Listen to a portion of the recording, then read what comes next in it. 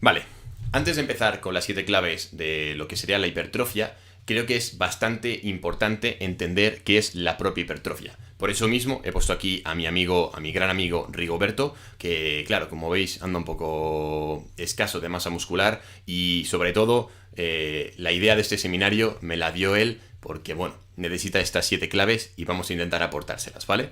Por lo tanto, lo primero que tenemos que entender antes de saber las claves de la hipertrofia es qué es en sí la propia hipertrofia. Y es que tenemos diferentes autores que nos dan diferentes definiciones acerca de qué es la hipertrofia. Según Kappa, en 2013, nos dice que la hipertrofia muscular es el aumento del tamaño del diámetro transversal de las fibras debido a un aumento de la cantidad de filamentos contráctiles de actina y miosina generado por la síntesis proteica. Vale, genial Álvaro, todo esto está increíble, pero no he entendido nada, no te preocupes. Vamos a empezar a explicarlo. Vale, lo que nos comenta Kappa es que la hipertrofia es el aumento del tamaño del diámetro transversal. Es decir, un corte transversal sería si yo ahora mismo cojo esta botella y le pego un corte por aquí, ¿vale? Digamos que lo que haría, vosotros veríais, digamos, la vista que vosotros tendríais sería de esta manera. Por lo tanto, sería como cortar aproximadamente por aquí, de esta manera, la botella y el crecimiento que se generaría de estas fibras sería a nivel transversal, es decir, de esta manera. ¿Vale? Digamos que eso sería una parte de los componentes que tiene la propia hipertrofia. Después de ello, tenemos que entender que ese aumento del tamaño transversal puede ser debido a un aumento en la cantidad de filamentos contráctiles de actina y miosina. ¿Vale? ¿Qué es la actina y qué es la miosina? Son dos proteínas que digamos que entre ellas se solapan y no voy a entrar mucho a nivel de fisiología, pero lo que tenéis que entender es que son dos proteínas muy importantes que lo que hacen es solaparse y entre comillas arrastrarse o deslizarse entre ellas y de esa manera cuando una se desliza entre la otra se genera una contracción y cuando digamos que se despegan se genera una elongación del músculo. Es decir, cuando yo aprieto el bíceps lo que está ocurriendo es que una de ellas se desliza acortándose y después de ello cuando yo lo estiro lo que está ocurriendo es que se va a digamos a elongar, ¿vale? Se va a deslizar pero hacia el otro lado. Entonces, la idea que tenemos que tener y lo que nos bien dice Kappa, y a mí la parte que más me gusta, sobre todo de esa definición, es la parte de la síntesis proteica. ¿Por qué la síntesis proteica? En realidad es algo que es muy sencillo. Al final tenemos que entender que nosotros lo que queremos es aumentar la masa muscular y el músculo está sobre todo hecho a nivel de proteínas. Por lo tanto, necesitamos tener más proteínas para poder aumentar este músculo. Y por ello necesitamos de una síntesis proteica para poder aumentar esta hipertrofia. Después de ello vamos a ver cuál sería la definición de Brad Schoenfeld en 2010, el cual nos comenta que la hipertrofia muscular es el incremento del volumen del tejido muscular.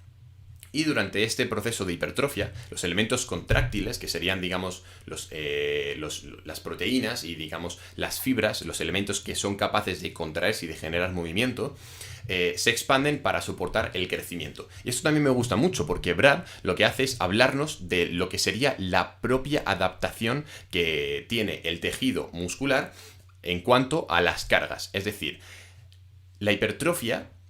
Nosotros no podemos entrenar hipertrofia como tal. Nosotros lo que tenemos que entrenar es fuerza y la hipertrofia, por lo tanto, va a ser una consecuencia del entrenamiento de fuerza. Es decir, para nosotros poder generar hipertrofia, no vamos a entrenar hipertrofia. Es decir, la hipertrofia es el proceso por el cual se aumenta el tamaño del músculo. Pero necesitamos de la fuerza, del entrenamiento de fuerza, para poder generar hipertrofia. Y eso es algo que es muy interesante, porque normalmente solemos decir lo contrario, ¿no? Es decir, no, yo es que entreno hipertrofia. Bueno, no puedes entrenar hipertrofia porque la hipertrofia es la consecuencia del entrenamiento de fuerza. Entonces puedes decir, yo entreno fuerza con un objetivo de buscar la hipertrofia. Eso estaría bien dicho y al fin y al cabo es lo que tenemos que hacer, ¿vale? Entonces, bueno, esto lo dejo por aquí para quien lo quiera, que se lo lleve para casa.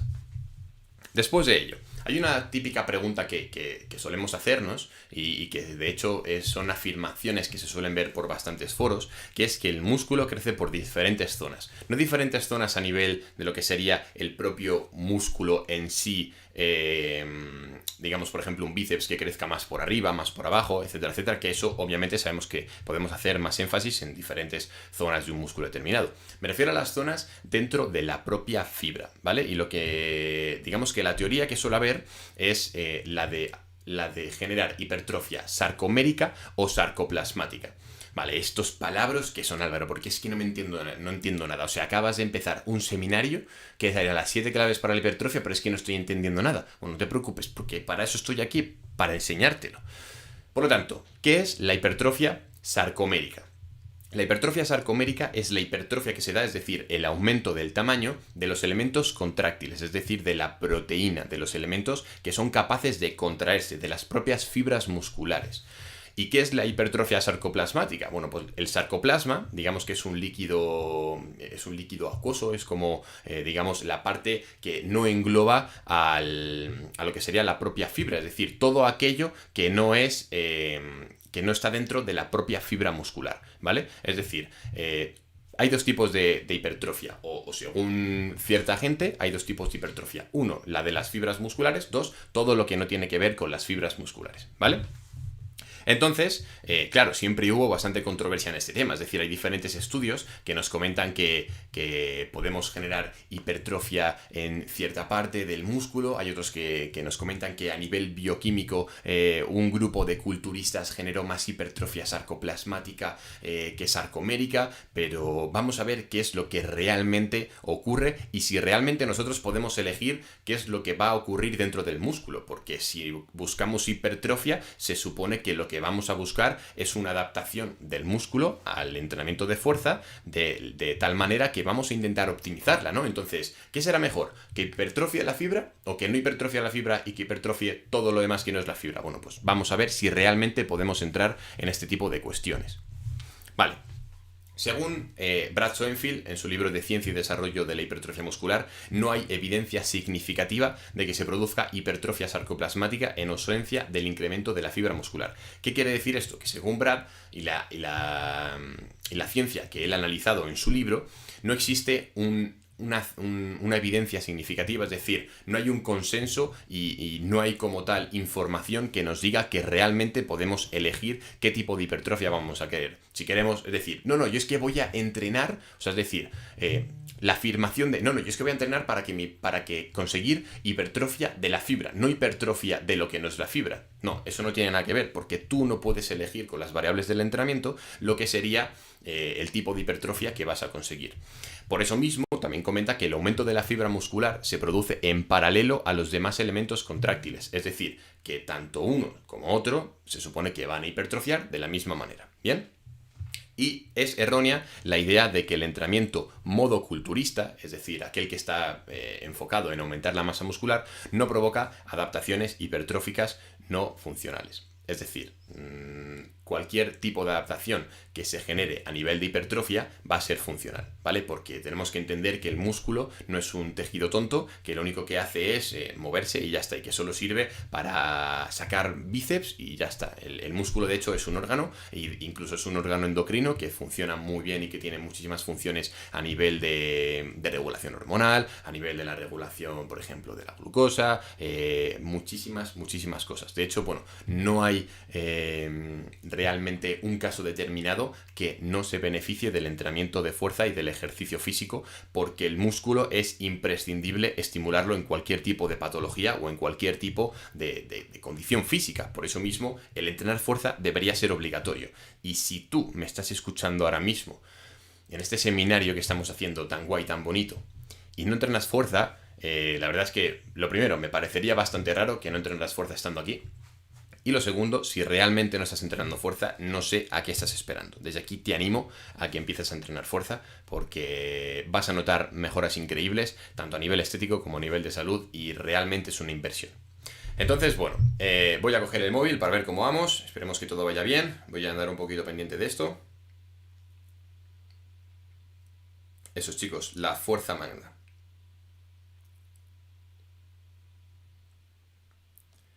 Ahí está, de lujo.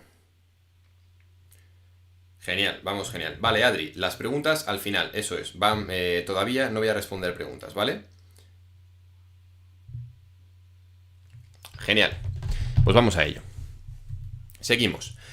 Hace poco, mi compañero Ismael Galancho hizo una pequeña revisión de lo que sería este tema, de lo que sería si existe realmente la hipertrofia sarcoplasmática o la sarcomérica, y me gustó mucho una pequeña reflexión que él comentó al analizar un estudio bastante bien realizado, aunque obviamente con sus limitaciones. Después de analizar este estudio, él comentaba que el suceso de la hipertrofia sarcoplasmática puede ser un paso previo a una futura hipertrofia sarcomérica. Es decir, el proceso en el cual se ocurra un pequeño aumento de la hipertrofia de aquellos elementos que no están dispuestos o que no generan, digamos, movimiento en sí, puede ser un paso previo a una futura hipertrofia sarcomérica, ya que el propio tejido muscular establece los cimientos antes de construir la casa, por lo que primero se asegura de tener una correcta disponibilidad energética que garantice la supervivencia celular antes de crecer.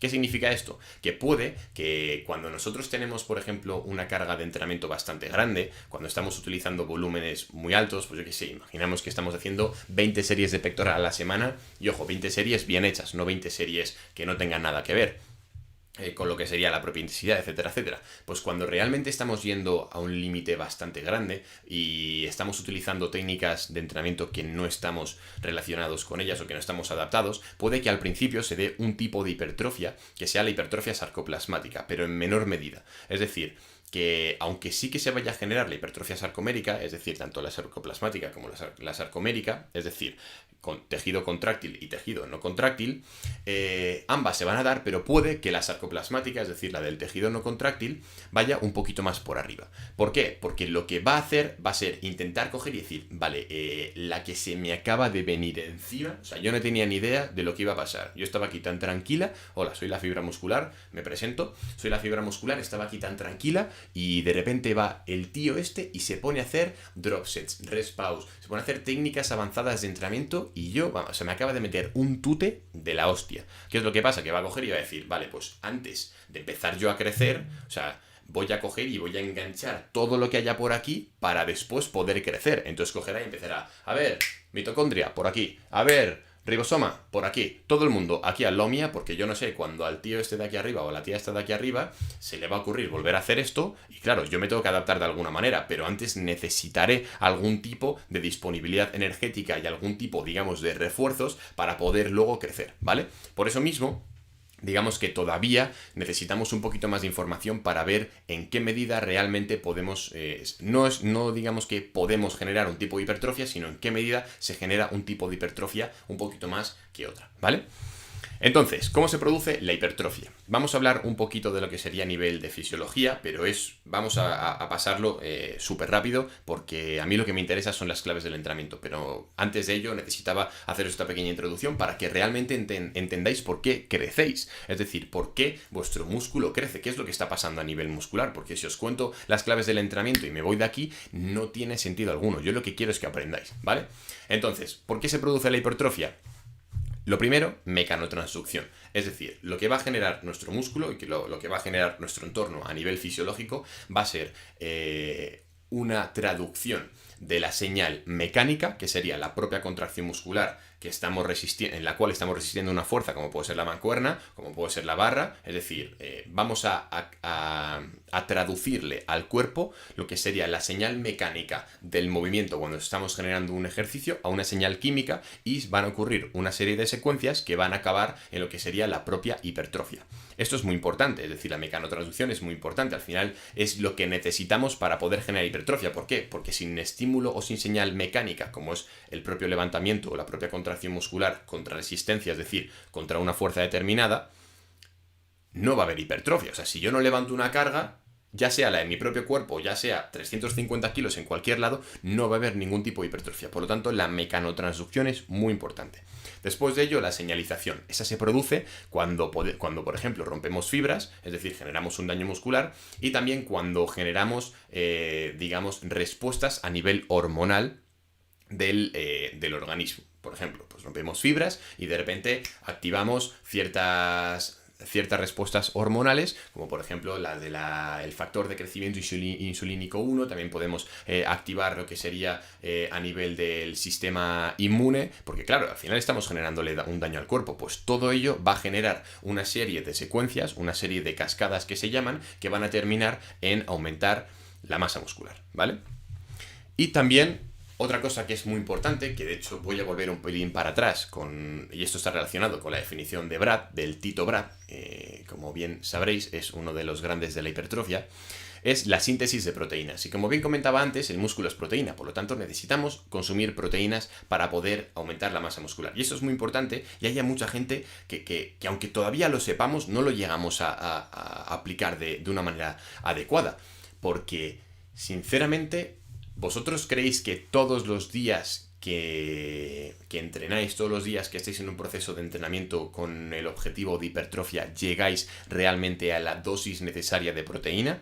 Seguramente no sea así. Entonces, esto va a ser una de las cosas que limiten muchísimo el aumento de la masa muscular. Si tú quieres aumentar tu masa muscular, tu músculo, casi todo es proteína, y no le estás dando proteínas para poder reparar y poder seguir aumentando esas proteínas musculares, no puedes optimizar ese proceso de aumento de la masa muscular. Por eso mismo, siempre vamos a intentar que la síntesis proteica sea mayor que la degradación proteica. Por eso mismo aquí os pongo una balanza. El primer caso sería la degradación proteica, que es mayor que la síntesis proteica. La degradación proteica es cuando, digamos, rompemos las proteínas, ¿vale? Esto en realidad también es necesario, es decir, cuando nosotros estamos entrenando también estamos degradando proteínas y por eso mismo también crecemos, porque al degradar proteínas estamos generando una adaptación de síntesis de proteínas posterior, ¿vale? Por lo tanto, digamos que no es que sea algo malo, pero si es crónico, es decir, si siempre estamos degradando proteínas o si no llegamos al nivel de proteínas que necesitamos para generar una síntesis proteica positiva, es decir, que haya más síntesis proteica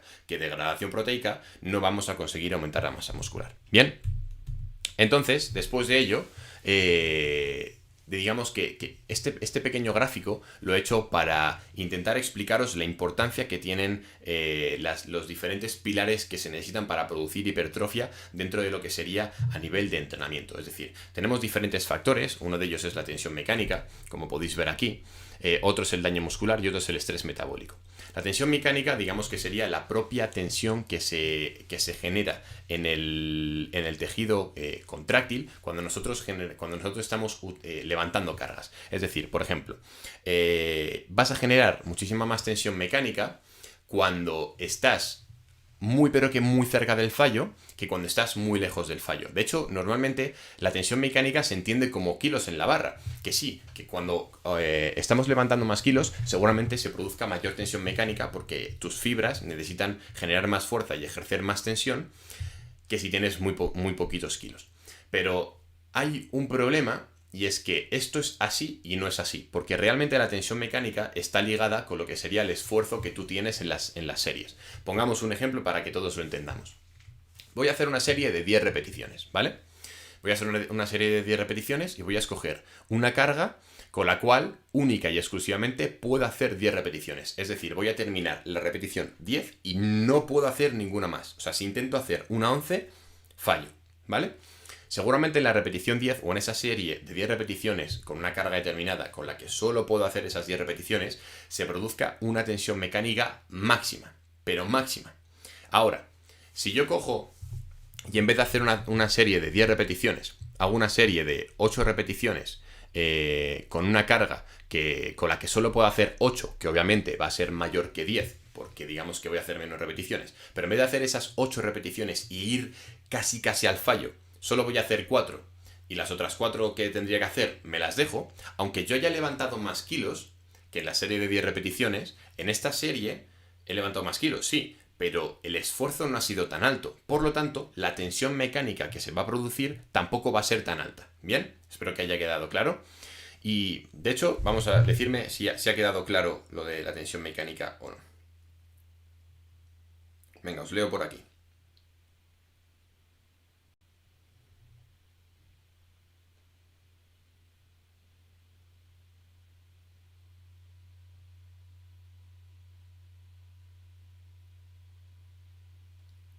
¿Os quedó claro, chicos?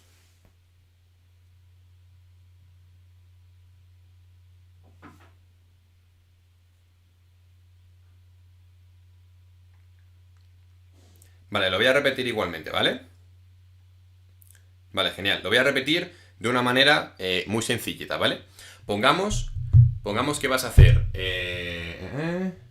Venga, genial. Igualmente, aunque haya quedado clarito, hay gente que no se ha quedado claro. Muy brevemente, 30 segunditos de explicación para aquellas personas que no les ha quedado claro, ¿vale? Pongamos que vamos a hacer una serie con 100 kilos, ¿vale? Y esa serie con 100 kilos llegamos muy cercanos al fallo muscular. En esa serie que hemos levantado 100 kilos muy cercanos al fallo muscular, vamos a tener una tensión mecánica muy alta. Ahora, si nosotros cogemos 150 kilos, que es una carga mucho mayor a 100 kilos, obviamente las matemáticas nos los dicen, si nosotros cogemos esos 150 kilos y en vez de ir muy cercanos al fallo muscular nos quedamos lejos del fallo muscular, pues eso, pongamos que con 150 kilos puedo hacer 10 repeticiones, pero solo voy a hacer 5 y las otras 5 no las voy a hacer. Pues aunque yo esté levantando más kilos, la tensión mecánica que se va a producir va a ser muchísimo menor, porque no estoy tan cerca del fallo muscular. ¿Bien? Vale. Después de ello, tenemos el daño muscular. El daño muscular, digamos que sería, explicado así mal y pronto, sería el propio daño que nosotros le hacemos al músculo. Es decir, por ejemplo, cuando nosotros generamos roturas a nivel muscular, todo eso se está produciendo ese pequeño daño muscular, ¿vale? Cuando llevamos a nuestro cuerpo a un límite bastante grande, se produce este propio daño muscular. ¿Por qué? Porque seguramente estemos entrenando un poquito más allá de lo que realmente nosotros podemos entrenar y por lo tanto se produzcan ligeras micro roturas, por ejemplo en el músculo, que luego eso puede que se conviertan en agujetas, etcétera, etcétera, ¿vale? Obviamente todo esto depende del contexto, depende de cuánto estemos entrenando, de cuánto hayamos entrenado, de muchísimas variables, ¿vale? Y después de ello el estrés metabólico, que el estrés metabólico sería ese quemazón que tenemos, lo que sería el pumping, ¿vale? Pues el pumping sería el estrés metabólico, cuando notas que te arde el bíceps o notas que te arde cualquier otro músculo, el cuádriceps, lo que sea, pues digamos que esa sensación se produce cuando se genera un alto estrés metabólico. Vale, a priori se supone que estas tres variables tendrían la misma importancia, pues en realidad no.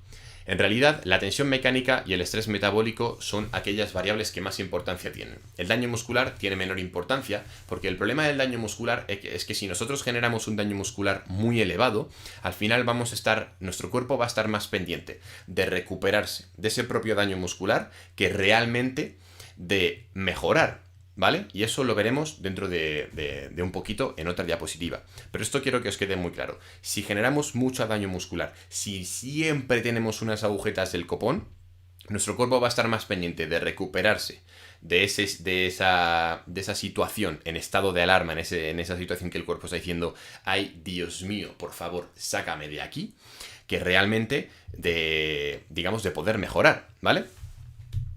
Entonces, nos vamos ahora mismo a lo que sería la pirámide de los gains. La pirámide de los gains lo que nos dice es que lo primero tenemos que entrenar fuerte, lo segundo tenemos que comer como auténticos animales y después digamos que van otros factores como la suplementación, el descanso, la técnica de los ejercicios, etcétera, etcétera. Nosotros vamos a intentar hoy centrarnos en lo que sería el entrenar, ¿vale? Es decir, optimizar el proceso de entrenamiento, ¿vale? Voy a ver por aquí cómo va el directo, espero que todo vaya bien y le metemos a la siguiente.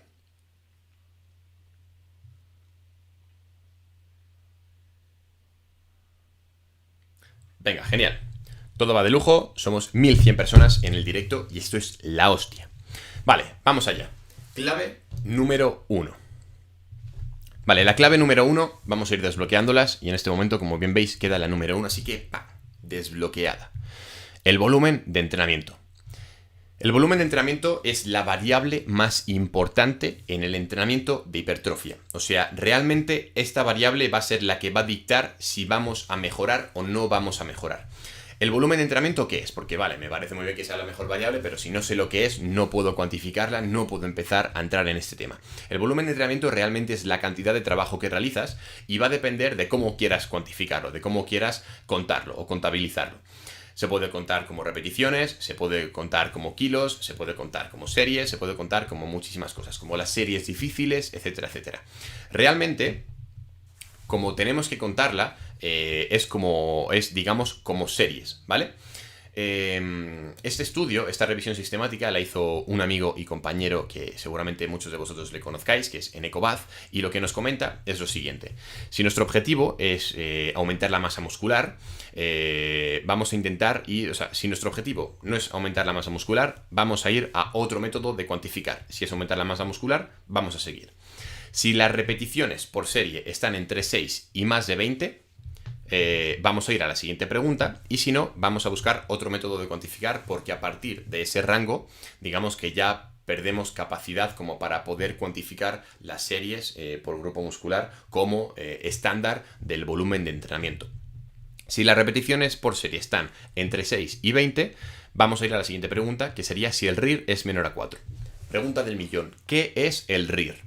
El RIR son las repeticiones en recámara. Y las repeticiones en recámara serían aquellas repeticiones que te dejas sin hacer antes de llegar al fallo muscular cuando has terminado la serie. Es decir, pongo otro ejemplo para que todo el mundo lo pueda entender. Pongamos que yo estoy haciendo 10 repeticiones y de repente voy al fallo. ¡Pum! No puedo en la décima y fallo. Genial. Eso significa que el RIR es igual a 0. Es decir, que he fallado. No me he dejado ninguna repetición en la recámara por hacer porque he fallado. Pongamos que hago 10 repeticiones y en la última la lucho muchísimo, pero cuando termino y dejo la barra, digo, bueno, pues igual podría haber hecho una repetición más antes de fallar del todo. Genial. Eso significa que te has dejado una repetición en recámara. Es decir, que tu RIR, tus repeticiones en recámara, son igual a 1. Entonces, si te has dejado menos de 4 repeticiones en la recámara una vez has terminado la serie, sí que puedes contar el número total de series como, digamos, estándar o unidad de volumen de entrenamiento. Es decir, puedes contar las series como volumen de entrenamiento siempre y cuando las repeticiones estén de esas series entre 6 y más de 20 repeticiones y te dejes menos de 4 repeticiones en la recámara. Bien, vamos con lo siguiente.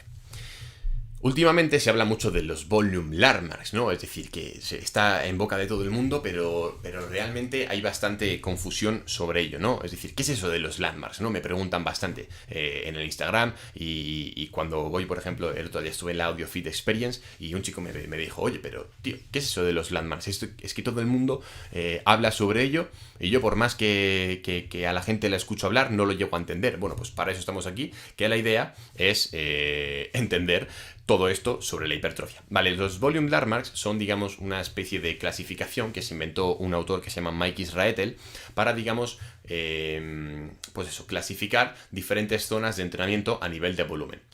Lo que nos dice Mike Israetel es lo siguiente, y es que existen, digamos, 4 zonas de entrenamiento según el volumen de entrenamiento en sí. Tenemos lo que sería el volumen de mantenimiento, y esto haría referencia a la cantidad de series que necesitamos para no progresar, pero tampoco perder los gains, es decir, no perder masa muscular. Entonces, igual ese volumen de mantenimiento está, pongamos, en 5 series en el gemelo, o por ejemplo 5 series en el bíceps o 5 series en el pectoral. Obviamente todo esto depende, digamos, de cada persona, de la fatiga que tenga trabajando, e incluso de qué trabaja a nivel genético, a nivel de muchísimas cosas. Es algo bastante complejo, pero sí que me interesa que sepáis lo que es, ¿vale?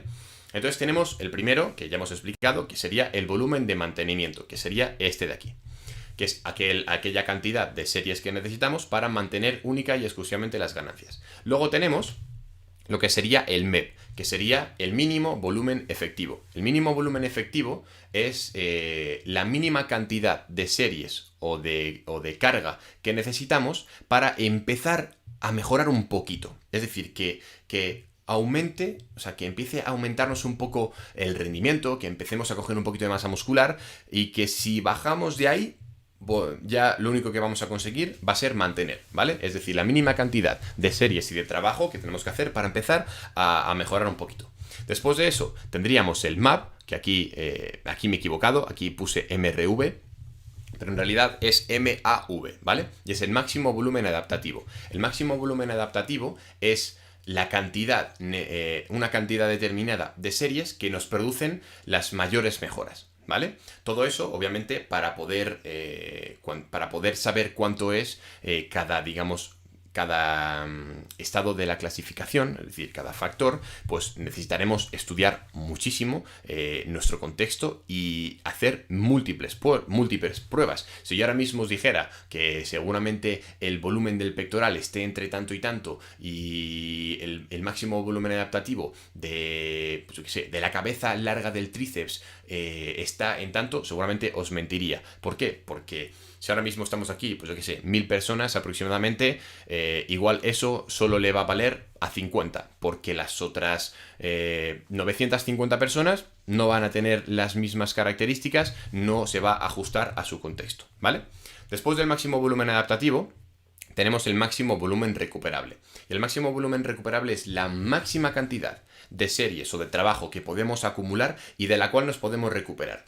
Y esto es muy importante, porque digamos que entre el mínimo volumen efectivo y el máximo volumen recuperable hay una ventana muy grande para jugar con la programación. De hecho, vamos a intentar ver cómo podemos saber dónde está nuestro máximo volumen recuperable y dónde está nuestro mínimo volumen efectivo. Porque la idea, cuando programéis el entrenamiento de hipertrofia, es que vayáis poco a poco aumentando las series desde el mínimo volumen efectivo hasta el máximo volumen recuperable. Es decir, que empecéis con la mínima cantidad de series que os permiten progresar un poquito y que terminéis con la máxima cantidad de series que permitan recuperaros.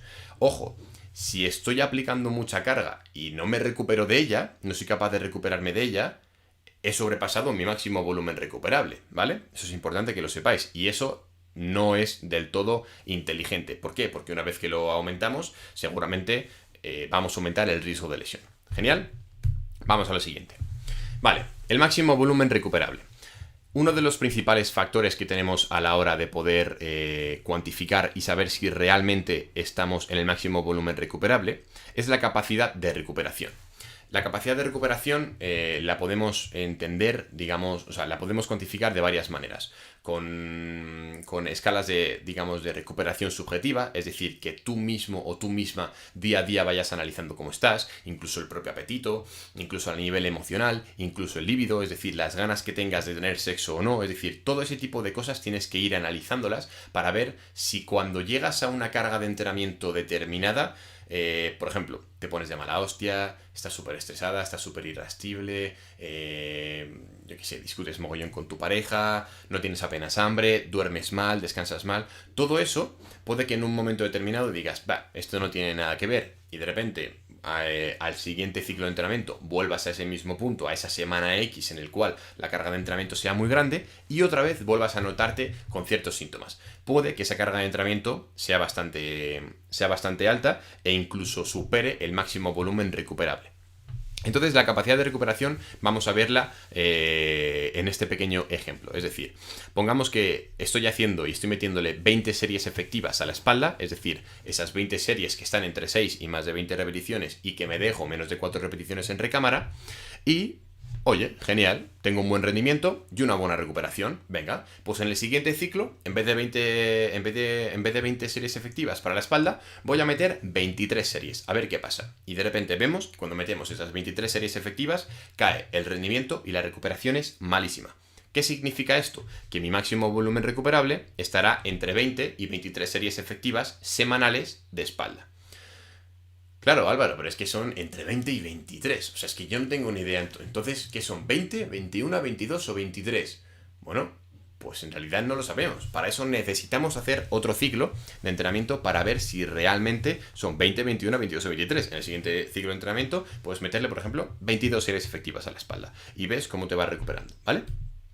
También una cosa, una manera de poder identificar si realmente estamos en el máximo volumen recuperable es según la progresión de cargas. Por eso es muy importante apuntar todo lo que hacéis en el gimnasio. Cuando digo todo, es todo. Es decir, os cogéis una libretita y un boli, os la metéis en la mochila y cada vez que salgáis de una serie de lo que sea, ponéis las repeticiones que habéis hecho, el esfuerzo aproximado que habéis tenido. Oye, pues me he dejado... Podría haber hecho 3 repeticiones más. No necesito que seáis las personas más exactas del mundo. Y vosotros y vosotras tampoco necesitáis ser las personas más exactas del mundo. Necesitáis tener datos con los que dentro de 2 meses poder comparar qué era lo que estabais haciendo ahora, qué es lo que estáis haciendo ahora, qué era lo que estabais haciendo antes, perdón, qué es lo que estáis haciendo ahora y cómo seguís programando en base a lo que habéis hecho ya. Porque yo no veo a nadie apuntando la verdad en el gimnasio cuando va a las cosas que está haciendo. Y bueno, si ya hablamos de la gente que no para de hacer lo mismo siempre, pues es el 90% de la gente que va al gimnasio. Y de verdad, si todavía no apuntas lo que estás haciendo en el gimnasio, no sabes lo que te estás perdiendo a nivel de progresión, porque conforme el mes que viene, le eches un vistazo que tardas 5 minutos a la libreta y digas, joder, pues mira, hace un mes estaba haciendo 15 series de espalda. Joder, veo que no progreso. A ver cuántas estoy haciendo ahora. Joder, es que sigo haciendo 15 series. Claro, es que tu entrenamiento no te supone un reto. Dices, venga, le voy a meter 17. Venga, genial. ¿Y por qué has sabido eso? Porque has tenido los datos suficientes como para saber que hace un mes solo estabas metiendo 15 y que ahora seguías con 15. Entonces, necesitas datos para poder progresar, ¿vale? Ojo, esto lo puedes hacer con las series, lo puedes hacer con los kilos, lo puedes hacer con todos. Yo, personalmente, os voy a dar mi recomendación y qué es lo que yo hago. Yo apunto las series que hago, obviamente. Oye, pues en la primera serie he levantado 10 repeticiones, me he dejado 3 en la recámara y he levantado 120 kilos. Genial. Dentro de un mes voy y digo, a ver, ¿qué estoy haciendo ahora y qué estaba haciendo antes? Joder, he mejorado, de puta madre, se supone que voy increíble. Oye, no he mejorado, aquí está pasando algo. O realmente estoy programando bien porque no estoy mejorando, entonces ahí es cuando tenemos datos y podemos empezar a jugar con la programación. Porque si os cuento las 7 claves del entrenamiento y no las aplicamos y no sabemos ni nosotros ni siquiera lo que estamos programando, no tiene sentido. Vamos entonces a la progresión de cargas y cómo saber si estamos en el máximo volumen recuperable. Bien, vamos a ir analizando, digamos, cómo va nuestro rendimiento, por ejemplo, en un ejercicio determinado. En el press de banca, y vamos a ver, por ejemplo, la sesión objetivo de press de banca o de pecho, y vamos a cuantificar esa sesión y vamos a tenerla como referencia. Vale. En la primera semana cogí 95 kilos e hice 10 repeticiones, 10 repeticiones, 10 repeticiones. Genial. En la segunda semana cogí 100 kilos, hice 10, 10, 10, 10. Genial, has levantado 5 kilos más y encima has hecho una serie más, de lujo. En la siguiente serie hice 102 kilos y medio, hice 10, 10, 10, 10 y 9. Genial, has levantado 2 kilos y medio más y has hecho una más. En la siguiente, mira, como veis, esta progresión es perfecta porque conseguimos ir aumentando las series y conseguimos casi siempre mantener lo que sería el rendimiento. ¿Qué es lo que ocurre en la semana 5? En la cual estamos metiendo 110 kilos y estamos haciendo 1, 2, 3, 4, 5, 6 y 7 series. Pues obviamente después de 7 series, con esos 110 kilos, es normal que a la séptima serie estés un poco fatigado o fatigada y termines levantando esa carga, menos repeticiones de las que habías empezado en la primera serie, porque estás un poquito fatigada. Lo que no sería normal es lo que vamos a ver en el siguiente ejemplo, que sería, en la primera semana, 100 kilos, de repente vemos que estamos con 10 repeticiones, 10 repeticiones, 10 repeticiones, 10 repeticiones, 10 repeticiones, 5 series. La siguiente semana subo 2 kilos y medio y hago 1, 2, 3, 4, 5 y 6. Genial. Ahí lo que vemos es que hasta ahora la progresión está siendo adecuada. Después de ello, en el tercer microciclo meto un poquito más de peso y meto algunas series más. Y en el cuarto microciclo de repente meto un poquito más de peso y ya veo que empieza a haber algo raro. ¿Por qué? Porque venía de hacer 1, 2, 3, 4, 5, 6 y 7 series con 105 kilos, empezando con 10 repeticiones y terminando en 8, y con 110 kilos he empezado en 8 y he terminado en 4. Algo falla ahí.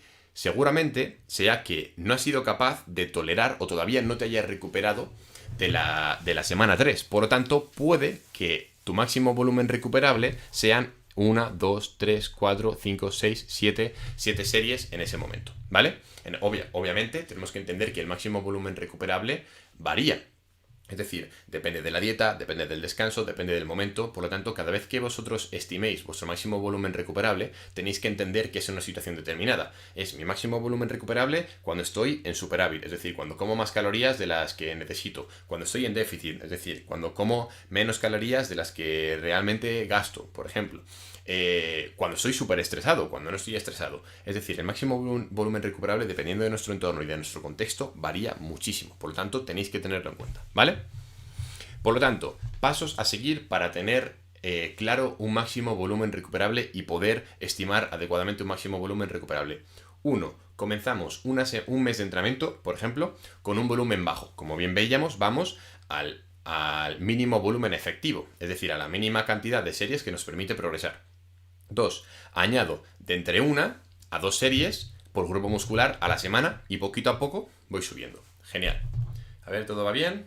Eso es. 3. Identifico el momento de caída de rendimiento. Es decir, voy apuntando en mi libreta para ver en qué momento realmente cae en mi rendimiento. Porque si no lo sé y no tengo datos, vuelvo a lo mismo. No puedo saber cuál es mi máximo volumen recuperable. Y 4. Voy a volver a empezar el mismo ciclo, pero aumentando de 1 a 2 series más que antes. Es decir, si este ciclo empecé con 8 series, el siguiente voy a empezar con 9 o con 10. ¿Por qué? Porque hay un pequeño problema en este tipo de estimaciones, y es que dependiendo de la duración del mesociclo, es decir, de esta pequeña temporadilla que utilicéis para estimar vuestro máximo volumen recuperable, si es muy larga, al final es normal que el máximo volumen recuperable salga algo menor porque durante todas esas semanas estáis acumulando fatiga. Entonces, cuando lleguéis al final, igual estáis metiendo 15 series por grupo muscular y estáis fundidos. ¿Pero por qué? Porque igual lleváis 10 semanas acumulando trabajo como bellacos o como bellacas y no conseguís recuperaros después de 10 semanas. Por lo tanto, hacerlo aproximadamente, pues, yo qué sé, de 8 semanas, por ejemplo, y con esas 8 semanas vais añadiendo series y series, ¿vale? Como bien comentaba, de 1 a 2 series por grupo muscular. Después de eso, el quinto paso, este proceso, repetirlo de 2 a 4 veces aproximadamente y tomar la media de lo que serían todos los máximos volumen recuperables a los que hemos llegado. Y esa aproximadamente sería la estimación de nuestro máximo volumen recuperable actual. Así que fijaros, si es difícil encontrar este tipo de cosas, ¿vale? O sea, como acabáis de ver, tenemos que invertir aproximadamente casi medio año en saber nuestro máximo volumen recuperable de ciertos grupos musculares para saber que ese máximo volumen recuperable es en un punto determinado y en un contexto determinado. Y por eso mismo, cuando nos preguntáis o cuando me preguntáis, oye Álvaro, pero mi máximo volumen recuperable en sentadilla, ¿cuál es? Pues necesito 6 meses o necesito 3 meses para saber aproximadamente cuál es tu máximo volumen recuperable, ¿vale? Por eso mismo, el entrenamiento no es sota caballo rey. Y esto es lo bonito del entrenamiento. El entrenamiento es una ciencia y necesita de tiempo, de esfuerzo, de dedicación y de muchísimo cariño, ¿vale? Vamos ahora con el mínimo volumen efectivo. Existen muchísimos factores que afectan a este parámetro. 1. Factores genéticos. Si estamos predispuestos a nivel, por ejemplo, de recuperación, si somos, digamos, respondedores o no respondedores al entrenamiento, todo ese tipo de factores que ya de por sí a nivel genéticamente no nos limitan, sino que nos predisponen a ciertas ganancias u otras, pues bueno, pues al final, quieras o no, te van a digamos, a limitar o van a derivar y van a guiar un poquito tu mínimo volumen efectivo, pero ojo, no solo tu mínimo volumen efectivo, sino todo lo demás, ¿vale? Después, fibras musculares. Las fibras, digamos, rápidas tienen un mayor mínimo volumen efectivo y las fibras lentas tienen las fibras lentas tienen un menor mínimo volumen efectivo, ¿vale? Ahora, la pregunta del millón. Oye Álvaro, ¿y cómo sé qué tipo de fibras tengo? Pues tampoco lo sé. Necesitaría hacerte una biopsia, cortarte un trocito de cada músculo, llevarlo a un laboratorio y decirte 50% fibras rápidas, 50% fibras lentas. ¿Y nos serviría de mucho? Pues tampoco nos serviría de mucho. Pero oye, estamos aquí en un seminario gratuito online, nos gusta esto del entrenamiento y yo digo, oye, pues seguramente a los chatos esto le mole, pues lo voy a poner, ¿no? Entonces, bueno, pues nada, eso ya para vosotros. Después, tipo de ejercicios. Dependiendo del tipo de ejercicio que utilicemos, nuestro mínimo volumen efectivo va a ser mayor o no. Por ejemplo, si utilizamos ejercicios multiarticulares o única y exclusivamente ejercicios analíticos, va a ser diferente. Si utilizamos, es decir, por ejemplo, si utilizamos ejercicios multiarticulares, seguramente el mínimo volumen efectivo para los músculos de una manera directa va a ser menor. Me explico. Cuando tú haces un press de banca, no solo estás estimulando el pectoral, estás estimulando un tríceps, estás estimulando un deltoides anterior, estás estimulando mucha musculatura, ¿no? No solo se va el estímulo a la pechada, ¿no? Al pecho palomo, no, se va a muchos más otros músculos. Por lo tanto, claro, si yo después quiero meterle caña al tríceps, joder, es que ya le he metido un press de banca aquí detrás y la verdad es que, joder, tengo el tríceps que está ya bastante congestionado. Ese tríceps ya ha trabajado. Por lo tanto, puede que incluso no necesites, dependiendo de la carga que le estés metiendo al press de banca, puede que incluso no necesites meterle caña directa al tríceps porque ya le estés metiendo bastante al tríceps y ya solo vaya a mejorar con el press de banca. Por eso mismo, siempre se ha dicho que los básicos son muy importantes. ¿Por qué? Porque al final realmente consiguen distribuir cierta carga entre varios grupos musculares y, por ejemplo, para personas que no tengan mucho tiempo, pues sí que es bastante interesante trabajar con básicos porque conseguimos estimular diferentes grupos musculares en un momento determinado, ¿vale? Después de ello, palancas. Las palancas son súper importantes, o sea, es que quien no tenga en cuenta las palancas no entiendo qué hace con su vida. Las palancas, o sea, no es lo mismo tener a un tío haciendo sentadillas con un fémur así, como el de un mamut, que a un tío haciendo sentadillas con el fémur así. O sea, vosotros imaginaros tener que mover, pues yo qué sé, 2 metros de fémur. Obviamente, si encontráis a alguien que tenga 2 metros de fémur, me lo presentáis, pero imaginaros encontraros a alguien, pues 2 metros de fémur. Claro, esa persona, cuando tenga que bajar en la sentadilla, va a tener que hacer un rango de movimiento de la hostia. No es lo mismo aplicar fuerza durante 1 metro, es decir, de ascenso en una sentadilla, que aplicar fuerza durante medio metro. Entonces, personas que tengan palancas o que tengan un mayor rango de recorrido en un mismo ejercicio, su mínimo volumen efectivo va a ser menor. ¿Por qué? Pues joder, es que yo que tengo los brazos enormes, seguramente en una misma repetición haga el mismo trabajo que una persona, o sea, el doble de trabajo que una persona que tenga los brazos chiquititos. Porque tengo los brazos muy grandes, por eso mismo, igual, esa persona que tiene los brazos chiquititos necesita 10 series para empezar a progresar, igual yo solo necesito, pues, 6 o 7, ¿vale? El sexo también es bastante importante. Las mujeres, por ejemplo, tienen capacidad de tolerar mayor carga, por lo tanto, seguramente también necesiten una mayor carga inicial para poder empezar a tener ganancias, ¿vale?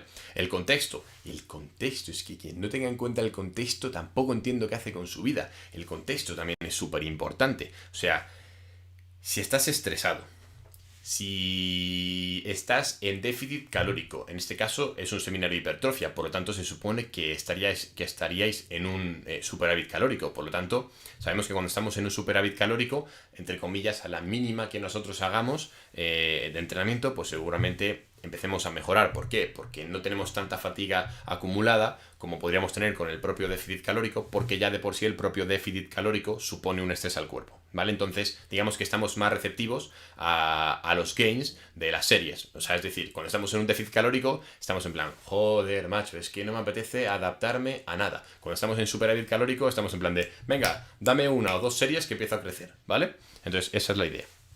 Después de eso, la programación. Dependiendo de si vamos al fallo muscular o no vamos al fallo muscular. A ver qué hay por aquí.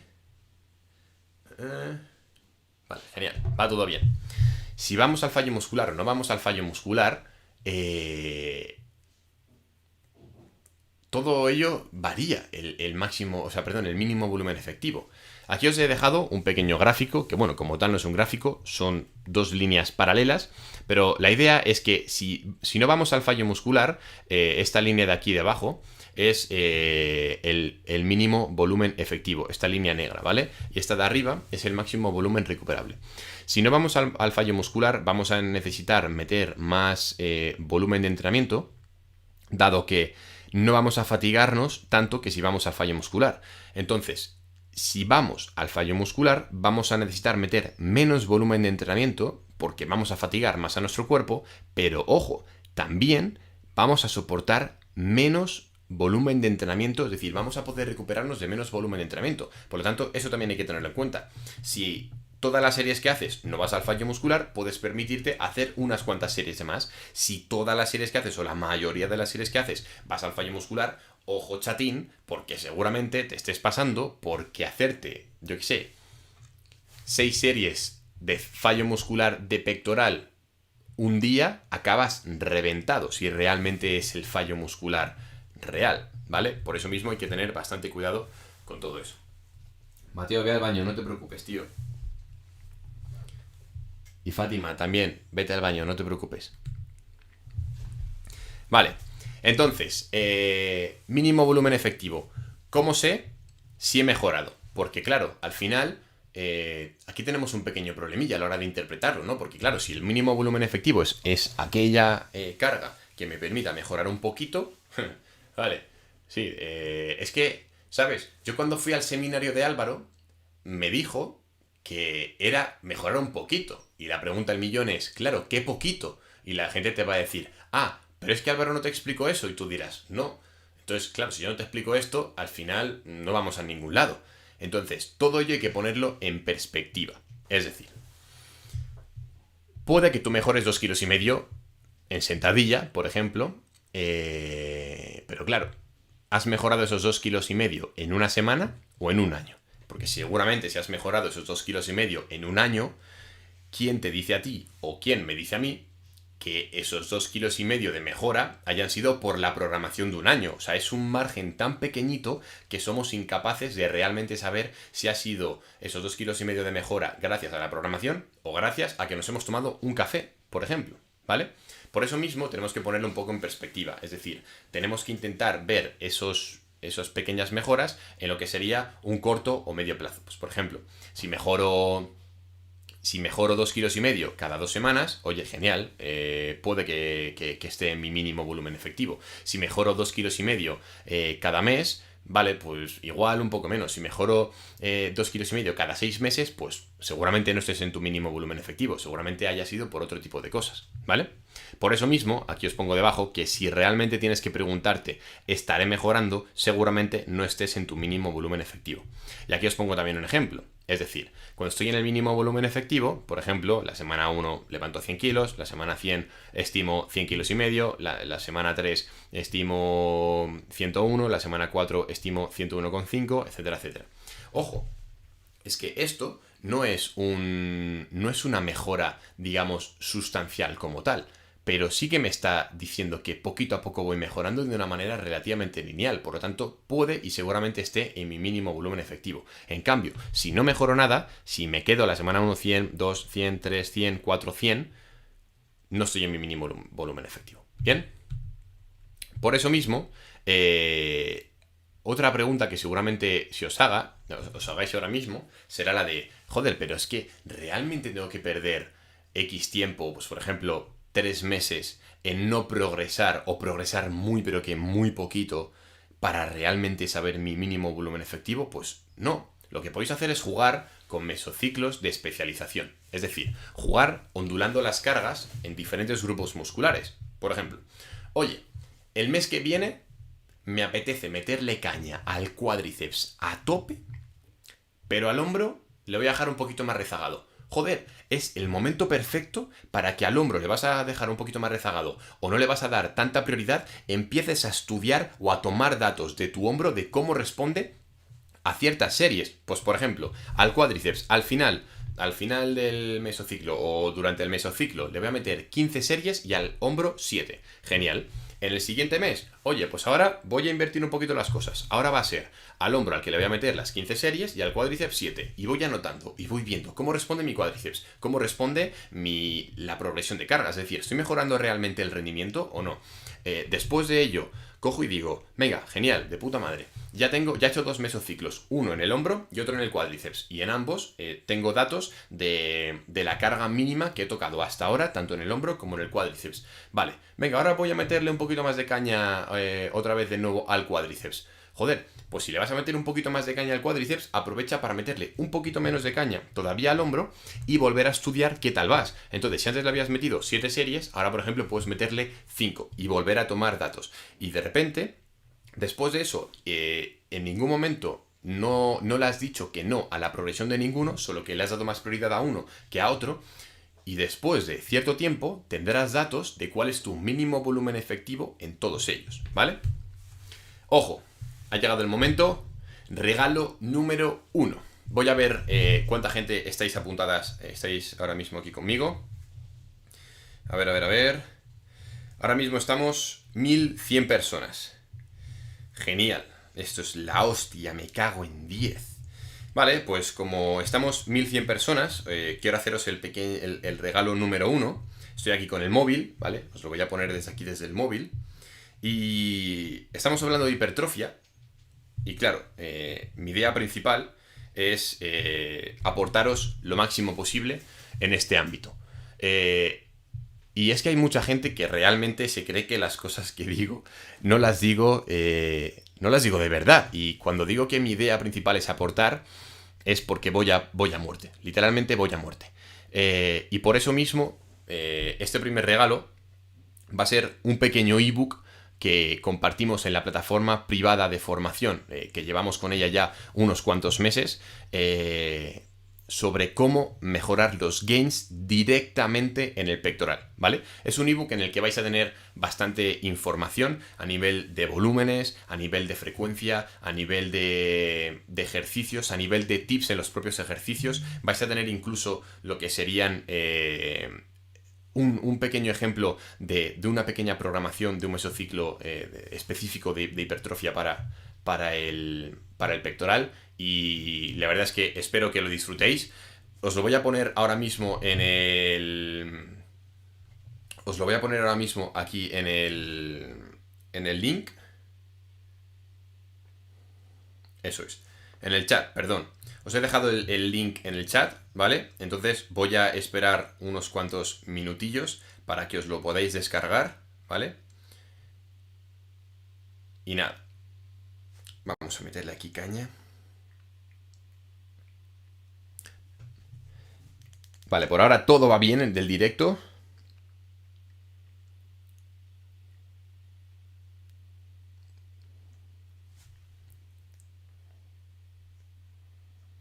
Vale, genial. Silvia, es un ebook solo de pecho y sí que es un chest destroyer.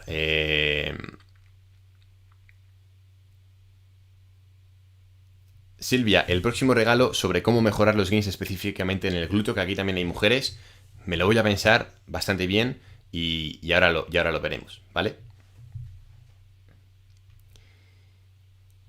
Joder. Vale, el regalo os lo voy a poner por aquí.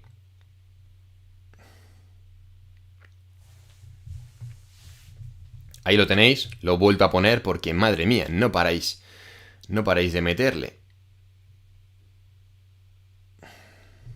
Vale, no sé qué hora es, la verdad, ahora mismo en el seminario son las 7, así que vamos a darle bastante caña. Sí, no os preocupéis, chicos, da tiempo de sobra. Le voy a meter bastante caña. La primera parte del seminario es del volumen de entrenamiento y la verdad es que es la parte en la que más me interesa centrarme porque es donde está sobre todo toda la chicha, ¿vale? Os lo voy a poner otra vez de nuevo el link, ¿vale? Os voy a poner otra vez el link y vamos a seguir dándole caña, ¿vale? Ahí está. Otra vez el link por si acaso. Venga, le metemos. Quedan 6 claves, no os preocupéis. Vamos a ello. Venga, seguimos. Clave número 2. ¡Pam! Desbloqueada. Vamos con la intensidad de entrenamiento. Vale, la intensidad del entrenamiento es la demanda al organismo y es realmente la carga real de tipo fisiológica, mecánica, técnica y emocional en cada repetición. Por lo tanto, expresa la intensidad y está determinado por la relación entre lo realizado y lo realizable. Esto nos lo comenta Vadillos y Rivas en 2002. A mí lo que me gusta mucho de esta definición es la parte de emocional. Es decir, no es lo mismo... a mí, como siempre, o sea, como vosotros sabéis, a mí me encanta hablar del contexto, ¿no? Y una parte del contexto es la propia emoción. Entonces, por eso mismo tenemos que tener en cuenta todo este tipo de pilares a la hora de determinar la propia carga del entrenamiento. Si una persona está muy fuerte, pero realmente no es capaz psicológicamente de poder levantar esa carga o de llegar a un fallo muscular muy extremo, tenemos que tenerlo en cuenta, ¿vale?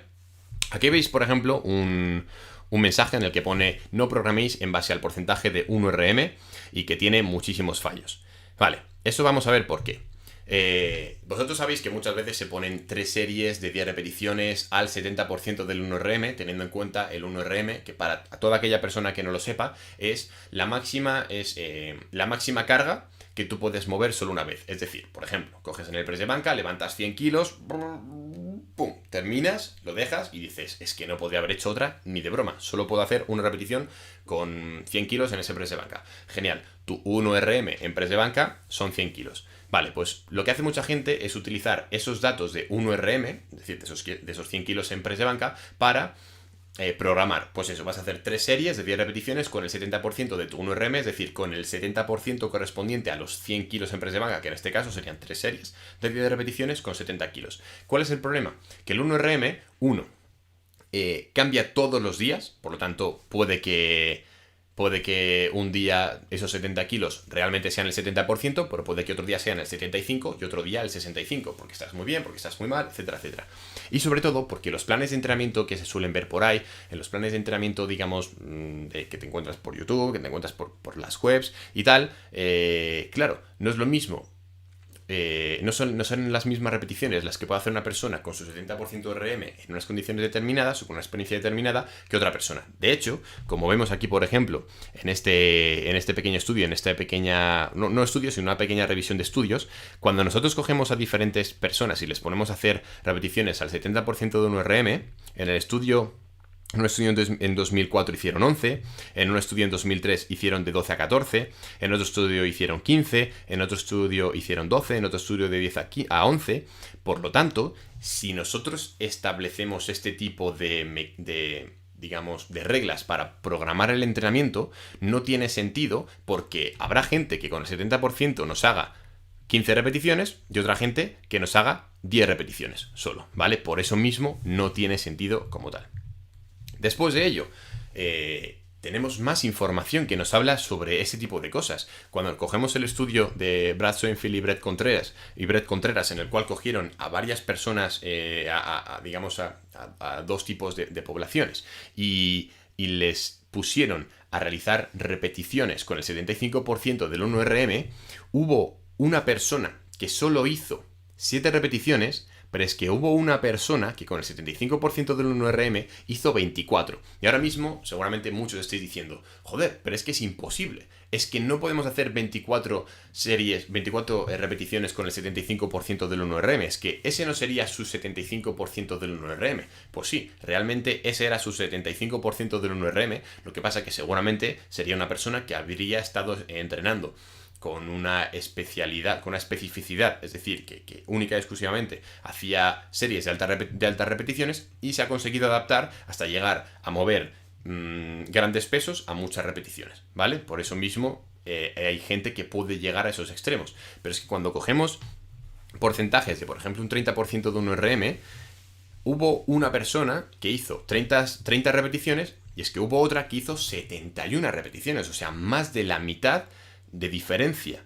Entonces no tiene sentido alguno. Bien, por eso mismo, cuando empezamos a hablar de rangos de repeticiones y a nivel de adaptaciones, es decir, a nivel de adaptaciones, por ejemplo, pues si trabajo de tantas repeticiones a tantas repeticiones, solo voy a coger fuerza. Si trabajo de tantas repeticiones a tantas repeticiones, solo hipertrofia. Si trabajo de tal y tal, no tiene sentido, ¿vale? Tu cuerpo no se pone barreras en base a las repeticiones. Es decir, tu cuerpo no entiende que si solo vas a 6 repeticiones, solo mejora la fuerza. Y si pasas la barrera de los 6 y entras en 7 repeticiones, ya solo es hipertrofia. No. Por eso mismo os pongo aquí una gráfica de Greg Nuckols que escribió en 2016 en su blog de Stronger by Science, que me parece muy interesante. En ella lo que nos comenta es que lo que la gente suele pensar es que cuando solo hacemos rangos de repeticiones de 1 a 5, solo conseguimos fuerza y muy poquita fuerza hipertrofia, y cuando vamos de 6 a 8, un poquito de fuerza hipertrofia, pero mucha menos poca fuerza, ¿sabes? Entonces, al final, como que somos súper cortantes y tajantes en ese tipo de cosas. Cuando en realidad lo que ocurre es que cuando vas de 1 a 5 repeticiones, vale, vas a conseguir lo máximo fuerza porque estás trabajando con esa especificidad. Pero eso no significa que no vayas a conseguir bastante tamaño, o no significa que si trabajas a más de 15 repeticiones solo consigas resistencia a nivel de, digamos, muscular. Obviamente también vas a seguir consiguiendo tamaño, ¿vale? Por eso mismo tenemos que empezar a dejar de ser tan talibanes en esto de los rangos de repeticiones, ¿vale? Por eso mismo lo que yo os propongo es lo siguiente, y es empezar a jugar con los rangos de repeticiones. O sea, no cualquier persona que diga no a un rango de repeticiones determinado va a estar perdiendo gains, va a estar perdiendo mejoras. Cualquier persona que te diga, no, yo es que no trabajo de 1 a 5 repeticiones porque es que eso no hipertrofia. Vale, genial, no trabajes de 1 a 5 repeticiones, tú te lo pierdes. Ahora, yo soy el primero que de vez en cuando trabajaré de 1 a 5 repeticiones. Igual a una repetición no, por un contexto determinado, pero igual sí que trabajo a 3 repeticiones, a 4, a 2 de vez en cuando, ¿vale? Ojo, no, de vez en cuando no lo entendáis como cada 2 semanas, entenderlo como que de repente voy a hacer un mesociclo, o voy a hacer un mes en el que me voy a centrar a tirar un poquito más pesado, y en un punto determinado voy a llegar a tirar 2 repeticiones. Genial, me parece perfecto, pero es que tampoco me voy a decir que no a trabajar a 15 repeticiones o de 15 a 20 repeticiones. O sea, la verdad es que sería tonto si estuviera rechazando ese rango de repeticiones, porque estaría perdiendo las adaptaciones que me va a dar ese rango de repeticiones. Por eso mismo es mejor trabajar en todos los rangos de repeticiones. Aparte de ello, es mejor trabajar en rangos de repeticiones que basándonos en el, digamos, en el porcentaje del 1RM, y si tuviéramos que quedarnos con un rango de repeticiones óptimo, sería de 6 a 12 repeticiones. Y ojo, lo más eficiente es variar el estímulo pasando por todos los rangos de repeticiones. Y esto es algo que os tiene que quedar muy, pero que muy claro. Clave número 3. ¿Veis? Como os dije, después de la parte del volumen de entrenamiento, esto iba a ir bastante fluido. Vamos con la clave número 3, a ver cómo vamos. Joder, vamos de puta madre, la verdad, ¿eh? Esto va increíble.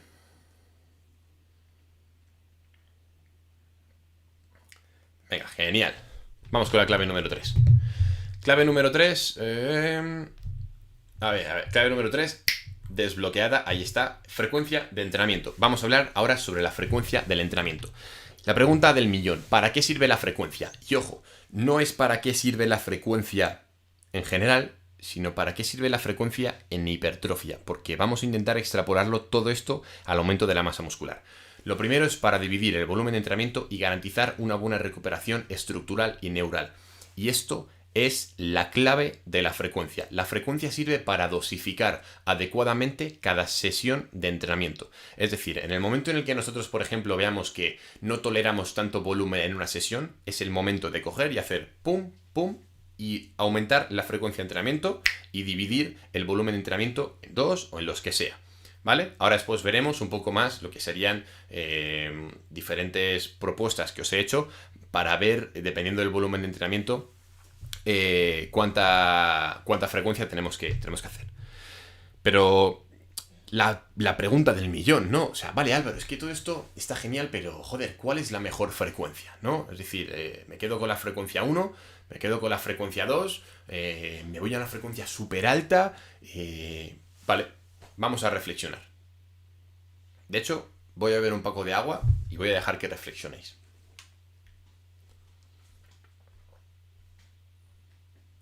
La verdad es que ya necesitaba beber un poquillo de agua y se agradece. Este es el mejor intraentrenamiento, el agua. Que mucha gente preguntáis, Álvaro, ¿cuál es el mejor intraentrenamiento? ¿Qué es lo que tú tomas? ¿Qué es lo que tal? Yo bebo agua y ya está, y es lo mejor que existe. ¿Bien? Vale, genial. ¿Cuál es la mejor frecuencia? Vamos a ver la reflexión que nos hace aquí Dimitri, y es, si sabemos que a mayor volumen, mayores ganancias de masa muscular, entre comillas, dependiendo obviamente del contexto, y aumentamos la frecuencia para aumentar el volumen, para poder tener, mayores ganancias, pero claro, ¿y si el volumen es el mismo ante diferentes frecuencias? O sea, es decir, se supone que nosotros vamos a aumentar la frecuencia para poder tolerar un mayor volumen, ¿no? Pero si cogemos y ante la misma frecuencia, o sea, ante el mismo volumen, aumentamos la frecuencia al final va a ser cuántas veces vamos a trabajar un músculo determinado. Pues oye, voy a trabajar 3 veces el bíceps a la semana. Eso sería frecuencia 3. Pues imaginemos que vamos a coger 15 series de bíceps y vamos a comparar una frecuencia 2 y una frecuencia 3. ¿Cuál sería la mejor? Pues cuando nuestro objetivo es aumentar la masa muscular, el volumen es la variable principal y la frecuencia tiene que organizarse para distribuir de manera eficiente dicho volumen.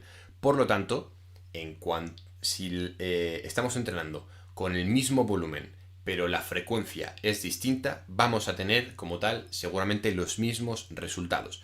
Por eso mismo, no tenéis que comeros tanto el coco con la frecuencia a la hora digamos, de empezar a hacer frecuencia 7, frecuencia 2, que a cuánto le meto. Mira, si realmente te mola entrenar el pectoral 3 veces por semana, divide el volumen de entrenamiento 3 veces por semana y ya está.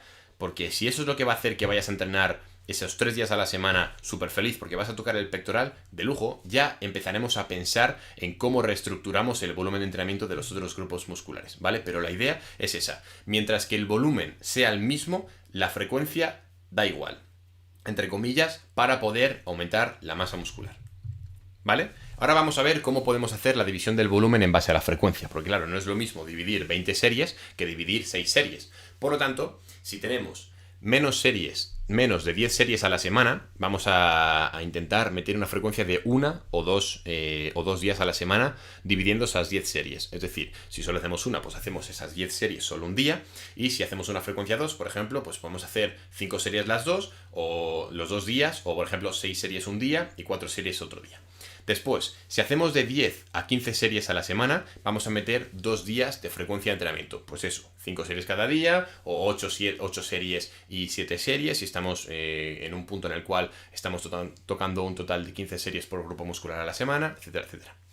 Si estamos en un volumen de entrenamiento en el cual estamos tocando de 15 a 20 series a la semana por grupo muscular, podemos mantener una frecuencia 2 si realmente la toleramos, o aumentar una frecuencia 3. Y si vamos a meter más de 20 series a la semana por grupo muscular, podemos meter una frecuencia 3 o más. O sea, es decir, si por ejemplo dar a la casualidad de que estáis genéticamente dotados con el don y el gen de un dios griego del apocalipsis nacido en las tierras de Thor, y sois capaces de tolerar 100 series a la semana, pues igual podéis hacer 10 series, o sea, 10 sesiones de entrenamiento a la semana en la cual única y exclusivamente metáis 10 series cada sesión y cumpláis esas 100 series de entrenamiento, ¿vale?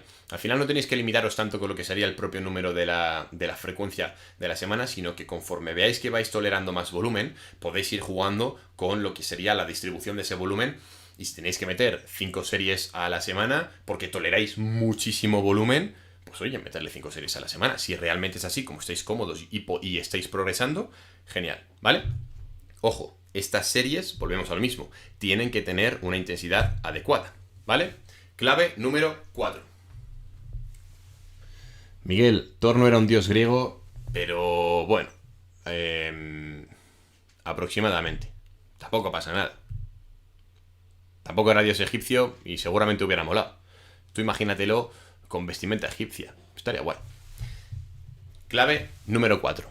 Selección de ejercicios. Vamos a ver qué tipo de ejercicios tenemos que seleccionar y cuáles son los factores y las variables a tener en cuenta y que tenemos que pensar cuando empecemos a ver, una vez que ya tengamos la carga de entrenamiento, el volumen, la frecuencia y la intensidad, empezar a decir, vale, y ahora, ¿qué ejercicios meto? Pues ahora es cuando tenéis que empezar en esto, empezar a pensar en esto.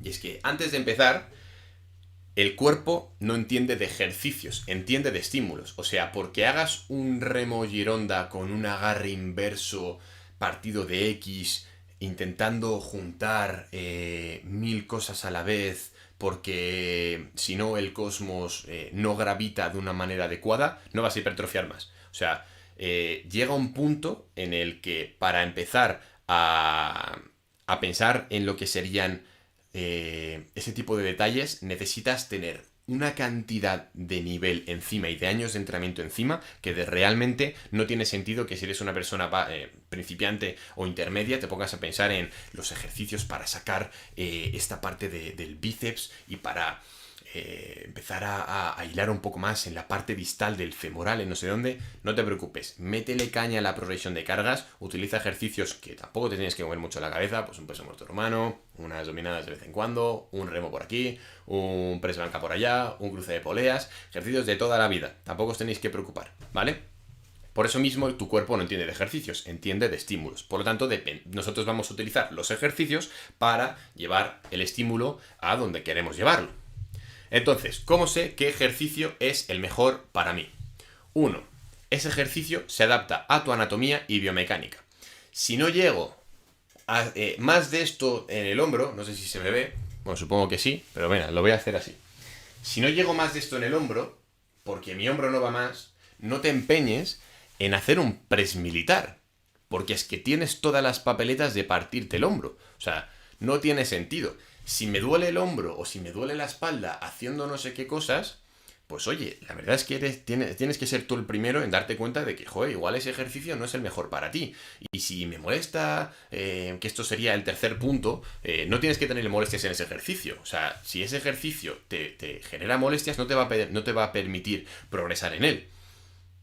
Después de ello, ese ejercicio tienes que controlarlo técnicamente. Ojo, eso también hay que, digamos, empezar a hilar un poco más fino con las explicaciones, Álvaro, porque, joder, a la mínima que hagas un ejercicio nuevo necesitas un pequeño periodo de adaptación, ¿no? Claro, o sea, es decir, una cosa es que hagas un ejercicio nuevo y que necesites 1-2 semanas para acostumbrarte a él y sacarle el máximo rendimiento posible, y otra cosa es que si las sentadillas no son para ti y no las controlas ni de broma, por más que le metas caña, no llegas a pillarle tranquillo, tal y cual, eso que, es que igual ese ejercicio no es para ti, porque todo el mundo haga un ejercicio determinado para que le crezca lo que sea, tú no tienes por qué hacerlo. O sea, tú no eres todo el mundo, tú eres tú y tú necesitas tus cosas. Y la otra persona necesitará las suyas. Por lo tanto, céntrate en lo que tú necesitas. Por eso mismo, si no se adapta a tu anatomía y biomecánica, si no lo controlas técnicamente, ojo, si no lo controlas, técnicamente, llegado a un extremo en el que eres incapaz de hacer el ejercicio,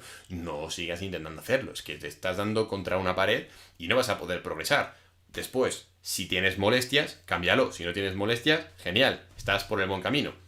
4. Eres capaz de progresar en él. Y esto es algo que hay que tenerlo muy en cuenta. No es lo mismo ponerte a programar un ejercicio en el cual empieces levantando solo 4 kilos, porque si solo levantas 4 kilos ahora, imagínate que eres una persona a nivel intermedio, ¿vale? Y solo estás levantando 4 kilos, por ejemplo, con unas rotaciones externas hechas de una manera súper bien, y solo levantas 4 kilos, porque quieres darle un poquito de estímulo al deltoides posterior, porque te han comentado que el deltoides posterior también es rotador de hombro, entonces, venga, le voy a meter rotaciones externas. Seguramente ese ejercicio no te permita progresar en cargas. Seguramente puedas meterle 6 kilos dentro de un mes. Y la progresión que tú has hecho con esos kilos es ridícula, porque podrías haber hecho, por ejemplo, unas abducciones, unos pájaros con mancuerna, que podrías haber empezado en vez de con 4 kilos, con 10, y haber terminado con 16, y seguramente esa progresión de cargas hará que mejores, porque si volvemos otra vez al principio de la formación, al principio del seminario, la hipertrofia es la consecuencia del entrenamiento de fuerza. Por eso mismo necesitas progresar en cargas para poder generar hipertrofia, y por eso necesitas escoger aquellos ejercicios en los cuales tú puedas hacerte fuerte en ellos, porque si no te haces fuerte, no te vas a hacer grande, ¿vale? Esa es la idea. Y ojo, el quinto punto más importante también, y es que tienes que sentir bien la musculatura. Si hago press de banca y no noto el pectoral, pues joder, es que no le estás dando caña al pectoral, le estarás dando caña todo menos al pectoral. Esa serie no la cuentes al pectoral porque el pectoral ni se está inmutando. Por lo tanto, cambia de ejercicio, porque si quieres que te crezca el pectoral y sales de la sesión o después de 3 series no lo notas, no estás entrenando el pectoral, estás entrenando todo lo que sea, pero el pectoral no. Por lo tanto, cambia de ejercicio, ¿vale? Al final tenemos que entender que el ejercicio va a ser la manera en la cual nosotros vamos a poder, digamos, destinar el estímulo. O sea, tú haces un curl de bíceps para que el bíceps te arda. Si haces un curl de bíceps y no notas el bíceps, no digas que estás entrenando el bíceps, porque el bíceps no se está enterando, ¿vale? Después, tiene un adecuado ratio estímulo-fatiga. Y esto es algo muy importante que no se suele hablar de ello. El ratio estímulo-fatiga, digamos que es la relación del estímulo que yo le estoy dando... A ver, ¿qué andes por aquí? Eso es.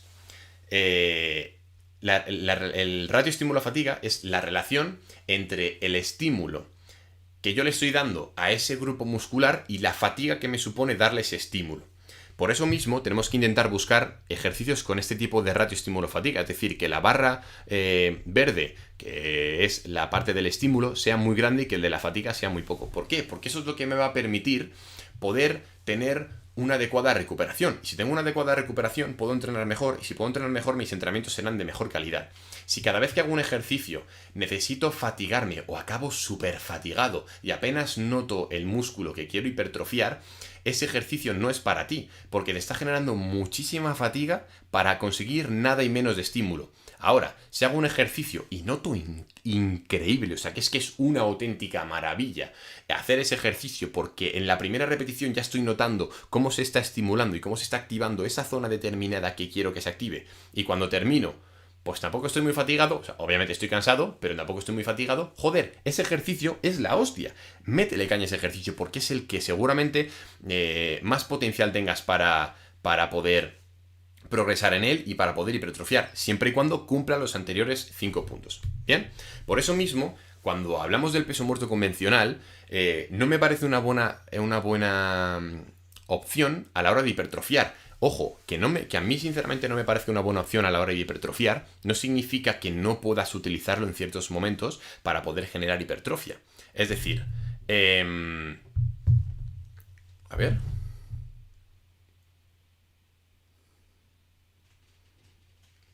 A ver. Bueno, eso es. A ver, los que andan haciendo spam, la verdad es que no lo entiendo. Pero bueno, si tenéis que hacer spam por el chat para que os hacer una asesoría de $1000, pues madre mía, tío. La verdad es que es un poco raro. Pero bueno, vamos a seguir nosotros a lo nuestro. Toda aquella persona que quiera hacer spam, que haga el spam que quiera, porque no le va a servir para nada y no creo que sea el sitio adecuado como para hacer spam. La verdad es que me parece un poco aburrido tener que hacer este tipo de cosas y un poco chasco, pero bueno, ya dado que la gente no respeta este tipo de cosas, pues bueno, me parece que si vais a hacer spam, iros a otro lado y ya está, ¿vale? Así que bueno, seguimos con ello. ¿Por qué el peso muerto no me parece el mejor sitio, o sea, el mejor ejercicio, perdón, para hipertrofiar, por ejemplo, el isquio? Porque para sentir un poquito el isquio, necesitas hacer mogollón de series y todas las series que haces de peso muerto convencional necesitan muchísimo peso para poder estimular un poquito el isquio, por ejemplo.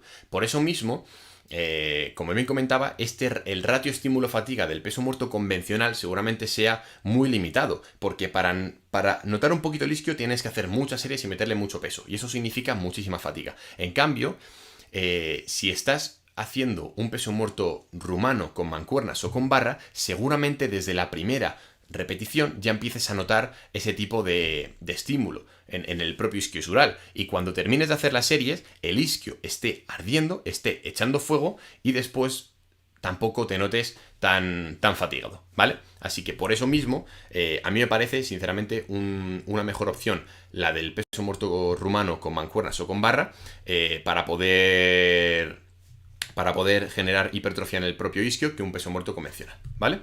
Ahora, ¿cuántos ejercicios debo utilizar? Vamos a poner un caso práctico. Hola, soy Guillermo, de 25 años, con un nivel intermedio, quiero ganar masa muscular y voy a empezar con 10 series por grupo muscular aproximadamente. Opciones, ¿hago solo un ejercicio o hago 3 ejercicios?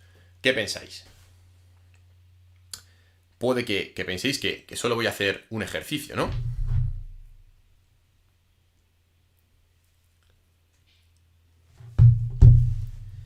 Si hago solo un ejercicio, ¿qué pasaría? Es decir, ¿realmente voy a conseguir las mejoras suficientes con solo un ejercicio? No creo que sea así. ¿Por qué? Vamos a verlo ahora. Mi opinión es añadir más de un ejercicio. En este caso práctico, 3 ejercicios. Y la idea es la siguiente. Los músculos no tienen solo una función. Si solo utilizas un ejercicio, pues por ejemplo, un press de banca para el pecho, solo estás haciendo una función determinada, ¿vale? Pero es que el pectoral tiene muchas otras funciones que la que solo hacen el press de banca. Si por ejemplo solo hago... pongamos la idea del pectoral. Venga, vamos a centrarnos en ella. Hago un press de banca. Y estoy haciendo un press de banca. Solo estoy haciendo una aducción horizontal, ¿vale? Pero es que el pectoral también genera una ligera flexión del hombro. El pectoral también genera una rotación interna, ¿vale? Entonces al final tenemos que entender que necesitamos un poquito más de ejercicios para poder meterle toda la caña posible a un músculo y poder aprovechar todas sus acciones, porque si tenemos un músculo que, por ejemplo, hace 3 acciones, como el glúteo, por ejemplo, que es rotador externo, que es extensor de cadera y que es abductor de cadera. Si solo hago extensiones de cadera y no hago rotaciones externas y no hago abducciones, no tiene sentido solo ponerme a hacer ese tipo de ejercicios de extensión de cadera, porque me estoy dejando todavía 2 patrones de movimiento sin hacer. Entonces, si solo hago hip thrust y no hago otros ejercicios, estoy perdiendo muchísimo potencial de mejora, ¿vale? De hecho, como se vio en este estudio que os pongo aquí, la hipertrofia se produjo cuando se hicieron más ejercicios, digamos en el propio estudio, que cuando se hicieron menos ejercicios. ¿Por qué? Porque la hipertrofia no se produce de manera uniforme en el músculo, se produce por diferentes partes y necesitamos ejercicios que activen cada parte. Y por eso mismo un mayor número de ejercicios, se relaciona con una mayor respuesta. La idea es esa. Es decir, obviamente no os pongáis a meter 100 ejercicios, pero sí que podéis meter, pues eso, para 10 series, 3 ejercicios. Me parece una idea bastante buena, ¿vale? El orden de los ejercicios. Porque claro, Álvaro, sí, vale, es que voy a meter mogollón de ejercicios. Todo está súper guay, pero ¿y cuál meto primero? ¿Y después cuál va? ¿Y después? Vale. Los primeros ejercicios son los que mayores ganancias te van a producir, porque son en los cuales tú estás fresco o estás fresca y puedes aplicar toda la fuerza posible, es decir, va a tener muchísima mayor calidad. Por eso mismo, aquel grupo muscular que quieras priorizar, tienes que entrenarlo al principio. ¿Bien? Clave número 5. A ver. Vamos allá. Regalo número 2. Llegó el momento del segundo regalo. Venga, vamos para allá. Joder, cómo me porto, madre mía. A ver, tengo por aquí los links. Venga.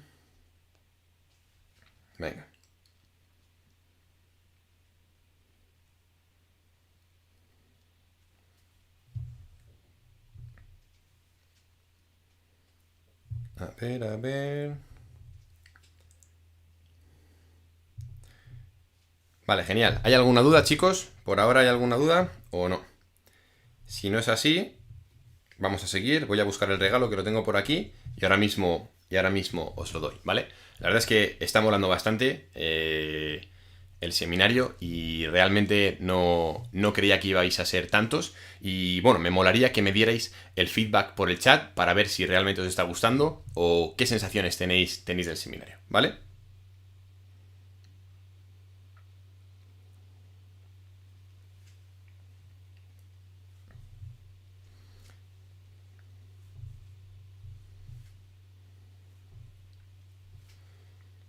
A ver.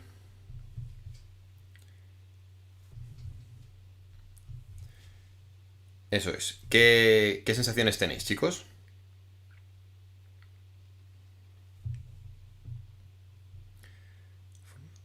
A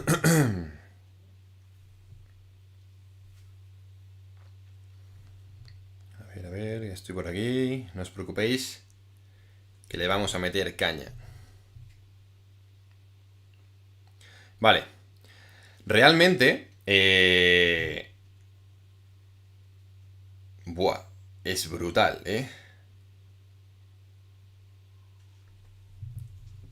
Buah, la verdad es que es brutal lo que estáis comentando. Me parece la hostia. Realmente el regalo que os iba a hacer era de otro grupo muscular, pero me lo estáis pidiendo mucho y me estáis pidiendo mucho el de glúteo, así que ahora mismo que acabáis de ver que acabo de meterme en... O sea, que acabo de tardar un poquito más, es porque estaba buscándolo. Así que aquí lo tenéis y es un regalo, es el segundo regalo de este seminario y es para que os crezca el booty, ¿vale? La idea con este ebook es la misma que en el otro, la misma que en el pectoral, es daros las claves para poder optimizar la mejora del entrenamiento del propio glúteo y para que podáis darle bien de caña al mismo, ¿vale? Ahí están. Oye, la verdad es que no sabía que os iba a molar tanto el ebook para glúteo, el ebook para glúteo. Así que lo voy a volver a poner porque como estáis hablando tanto, seguramente se acabe poniendo ahí por arriba, ¿vale? Entonces, bueno, voy a ir poniéndolo por aquí un poquito. Eso es, si os van a quedar los booties, que madre mía.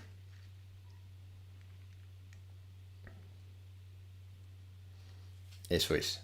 Vale, lo voy a poner ya por último, el último link, ¿vale, chicos?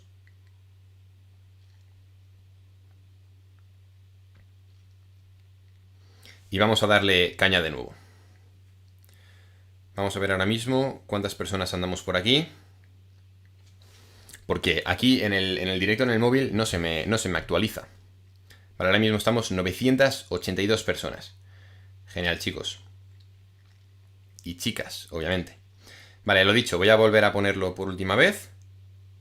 Y lo tenemos, ¿vale?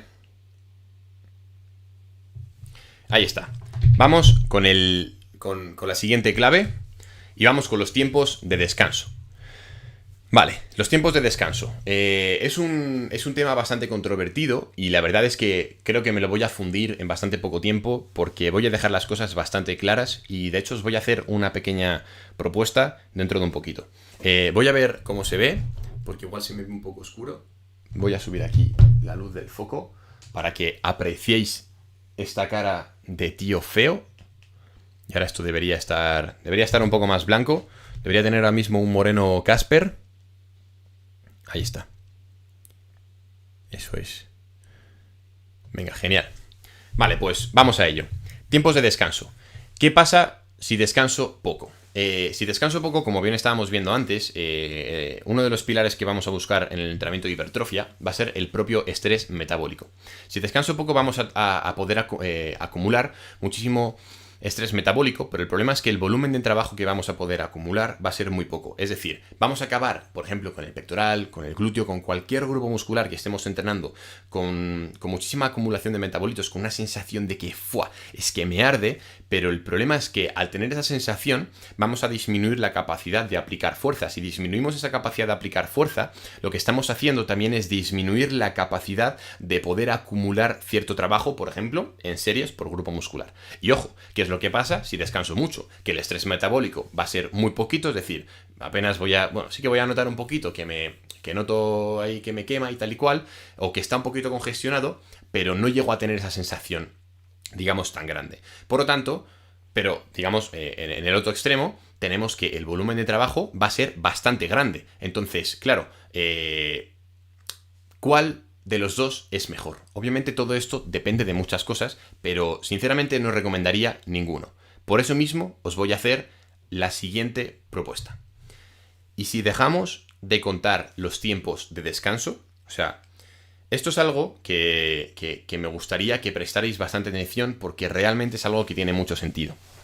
Dependiendo del contexto de cada persona, e incluso dependiendo de los factores a nivel genético, a nivel fisiológico, a nivel de todos los niveles que queráis inventaros, decir, mencionar o lo que sea, el descanso va a ser completamente diferente. Es decir, ante un mismo esfuerzo, yo puedo descansar o puedo sentirme recuperado en un minuto y una persona en un minuto esté todavía con el corazón en la boca. Por eso mismo, si ahora mismo yo cojo y os digo, no, tenéis que descansar 2 minutos, y tenéis que descansar 3 minutos, no tiene sentido, porque volvemos a lo mismo. Ahora mismo estamos aproximadamente, pues eso, 1000 personas aquí en el... Buah, 1000 personas, es que esto es una auténtica locura, sois los mejores, me cago en 10.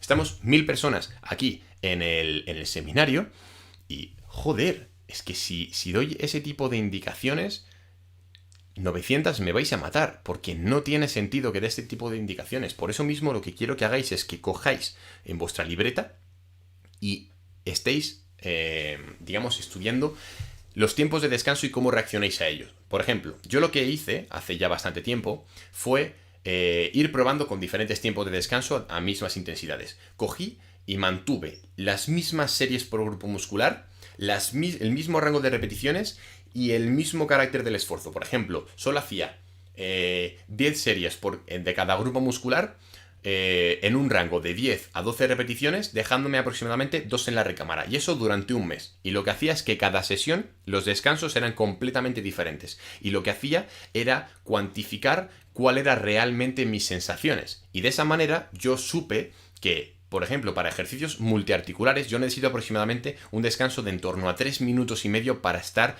totalmente, digamos, descansado y poder conseguir un equilibrio bastante bueno entre la capacidad del volumen de entrenamiento que yo tengo para acumular, es decir, poder acumular bastantes series de entrenamiento y notarme congestionado. Si superaba esos 3 minutos y medio, por ejemplo, me iba a 4, podía seguir tolerando, pero las sensaciones de bombeo no eran tan buenas. Si bajaba de esos 3 minutos, las sensaciones de bombeo eran mejores, pero no era capaz de acumular tantas series. Espero que entendáis lo que quiero decir, y la verdad es que es algo que es la hostia, porque es que al final necesitamos entender cómo reacciona nuestro propio cuerpo al entrenamiento, ¿vale? Por eso mismo, mi propuesta es que dejéis de contar los tiempos de descanso. Clave número 6. Desbloqueada. ¡Pam! La cadencia. La cadencia, vamos a explicar qué es, y es el tiempo destinado a cada fase de una repetición dinámica. La cadencia no es más que empezar, que contar aproximadamente el tiempo que estamos en diferentes zonas, ¿no? de una repetición. Por ejemplo, venga, voy a bajar en 2 segundos, en un segundo me voy a mantener abajo, voy a tardar 2 segundos en subir, y 2 segundos voy a estar apretando a tope. En una planificación lo leerías así: 2, 1, 2, 2. Es decir, 2 segundos de bajada, 1 segundo me mantengo abajo, 2 segundos de subida y 2 segundos apretando. Álvaro, ¿qué es lo mejor? ¿Cuál es la mejor cadencia? Vale, realmente la cadencia como tal, no hay una cadencia mejor. Es decir, volvemos a lo mismo, todo depende un poco del objetivo e incluso del momento en el cual apliquemos diferentes cadencias. Vamos a ver y voy a intentar explicaros en qué momento o para qué nos interesa más aplicar ciertos tipos de cadencia, ¿vale?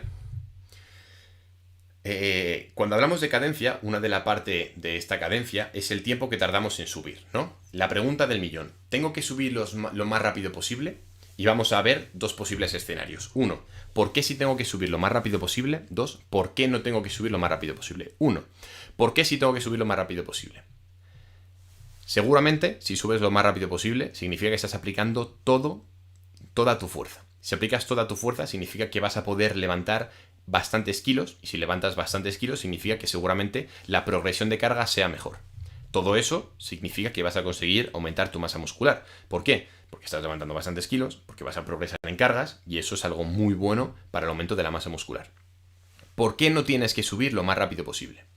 Porque si eres una persona que no localiza muy bien un músculo y subes lo más rápido posible, lo que vas a acabar haciendo va a ser dejar ese músculo cada vez más de lado, porque tú misma no eres capaz, o tú mismo no eres capaz de localizar ese músculo. Por ejemplo, un pectoral. El pectoral es un músculo que siempre pongo de ejemplo porque mucha gente no lo llega a localizar, por ejemplo, en un press de banca, y aún así sigue levantando a la máxima velocidad, cuando en realidad igual deberían levantar un poquito más lento para intentar sacar de ese estado de embobado al propio pectoral, y que espabile y que empiece a enterarse de lo que realmente está pasando. Y por eso mismo tenemos que empezar a pensar en que para la hipertrofia no siempre lo mejor es levantar a la máxima velocidad posible, ¿vale? También podemos jugar con cadencias más largas, es decir, por ejemplo, subir 2 o 3 segundos la barra en el propio pectoral, ¿vale? En un press de banca, para poder sentir el pectoral. Y de esa manera vamos a localizar seguramente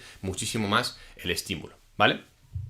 Después, ¿cuánto es lo máximo que puede durar una repetición? Según Brad Schoenfeld nos comenta que tanto la excéntrica como la concéntrica tienen que ir aproximadamente de 0,5 segundos a 3 segundos, y que no se observan mayores mejoras en cuanto al aumento de la masa muscular cuando la repetición completa, es decir, subir, bajar y volver a mantenerte, es decir, ir de punto A a punto B y de punto B a punto A, eso en 10 segundos. Por lo tanto, podemos jugar con este tipo de márgenes, es decir, pues por ejemplo, como bien comentábamos antes, voy a bajar en 2 segundos, me voy a quedar 1 segundo abajo del todo, voy a subir en 1 segundo también porque quiero aplicar mucha fuerza y quiero ir muy rápido, y después arriba me voy a quedar nada y menos de tiempo porque quiero volver a seguir, quiero volver a bajar, ¿vale? Todo eso al final son cosas en las que podemos ir jugando, ¿vale? Ahora, cuidado con las excéntricas muy largas y mantener en isometría en el punto de máximo elongamiento, porque ambas generan un mayor daño muscular.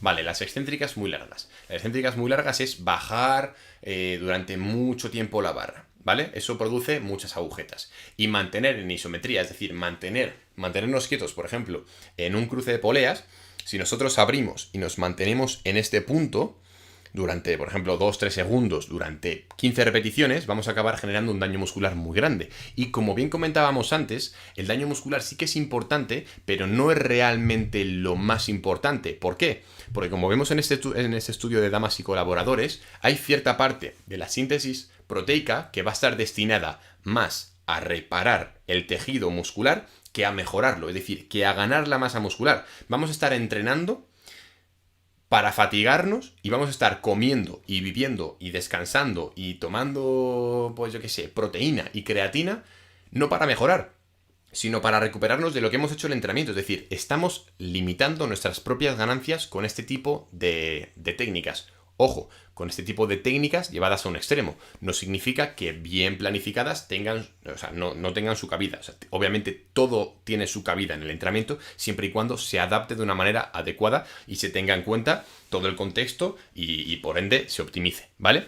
Aparte de ello, si generamos un mayor daño muscular, vamos a reducir el máximo volumen recuperable. ¿Por qué? Porque si ya estamos fatigándonos muchísimo, claro, si encima fatigamos más, vamos a sobrepasar el límite. Por eso mismo nuestro cuerpo coge y dice, a ver, si de normal puedo hacer 20 series para el pectoral, pues ahora con esta técnica que me estás metiendo, que me estás dejando el pectoral, para echar a la bar, pues voy a meterle 15 series. O sea, voy a poder soportar solo 15 series. Y tú y yo seguimos pensando que el pectoral está preparado para 20. ¿Qué es lo que pasa? Que coges, subes de 15 y ¡pam! Para abajo.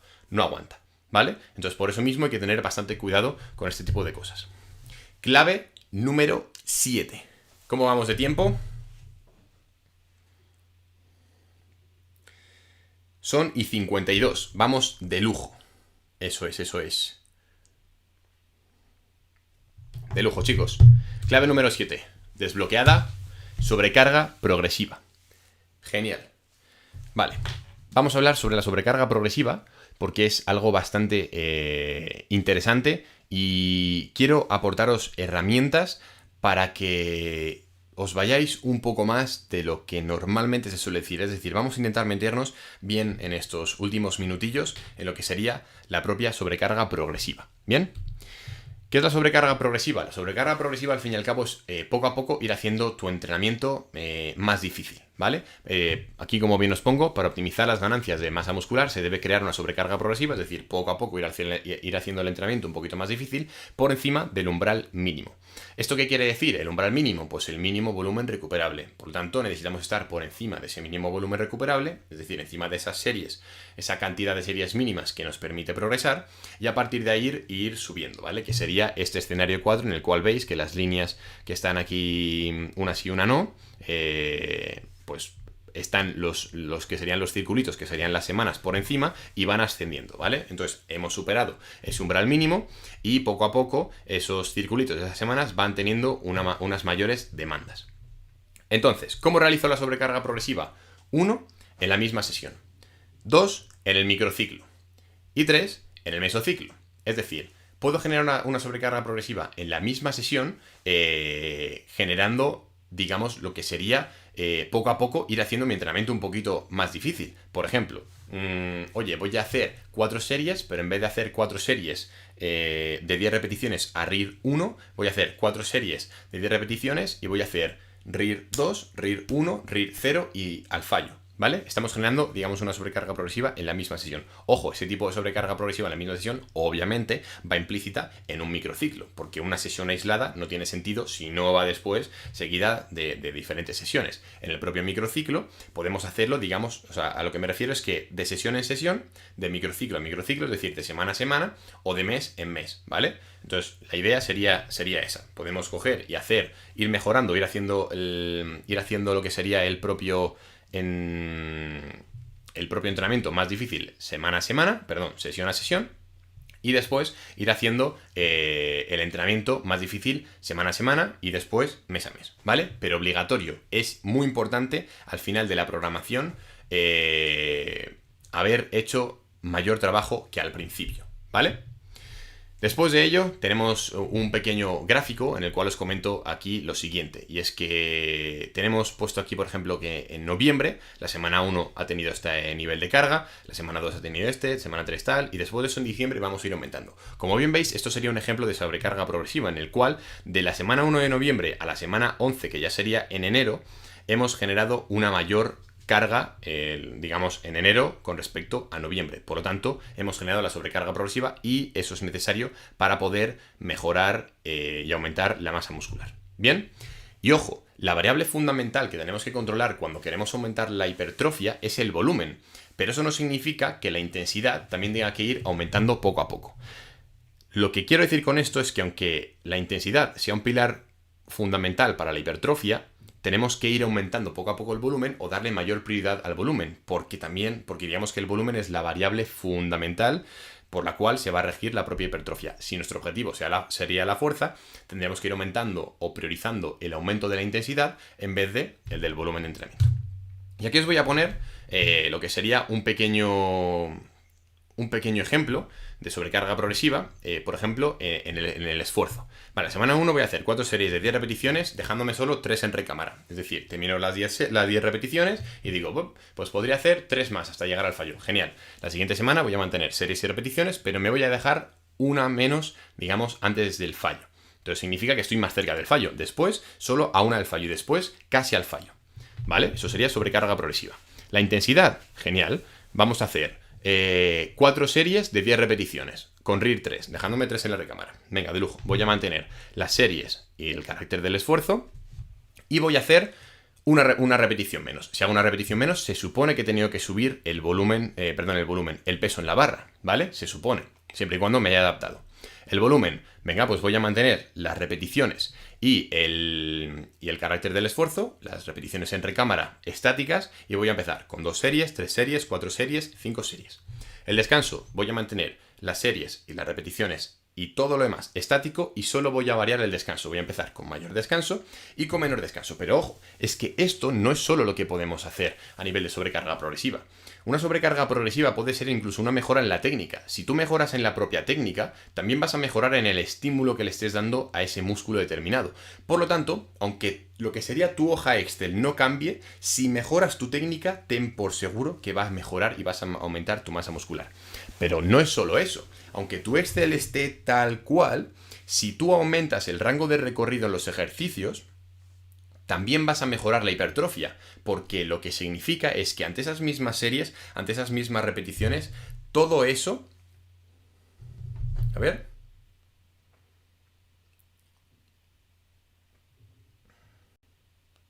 Venga, genial. Todas las series, todas las repeticiones que estamos haciendo, si yo aumento el rango de recorrido, estoy aumentando el trabajo que está haciendo ese grupo muscular. Por lo tanto, es algo necesario. Bien, tener en cuenta este tipo de cosas, ¿vale? Es decir, que no solo podemos aumentar la intensidad, no solo el volumen, no solo tal, también podemos aumentar el rango de recorrido. Y bueno, de hecho os voy a poner un pequeño ejemplo para lo que sería esta pequeña variable del rango de recorrido. Y es que si tú, por ejemplo, haces 10 series vamos a poner series de 10 repeticiones, una serie de 10 repeticiones, por ejemplo, en curl de bíceps, y el rango de recorrido que tienes del punto de inicio al punto de final son 30 centímetros, se supone que en una repetición vas a recorrer 60 centímetros, ¿no? 30 de ascenso y 30 de descenso. Genial. Si lo multiplicamos por 10, vas a tener 600 centímetros de recorrido, ¿no? En lo que sería una sola serie. Si tú mantienes todas esas variables estáticas y aumentas, en vez de 30 centímetros, aumentas 5 centímetros, ya vas a hacer 35 centímetros de recorrido. Por lo tanto, el recorrido total va a ser de 70 centímetros. Por cada serie vas a aumentar 100 centímetros de recorrido. Y obviamente eso se va a traducir en lo que sería mayor hipertrofia. ¿Vale? Entonces, esto es, digamos, todo lo que os tenía que comentar.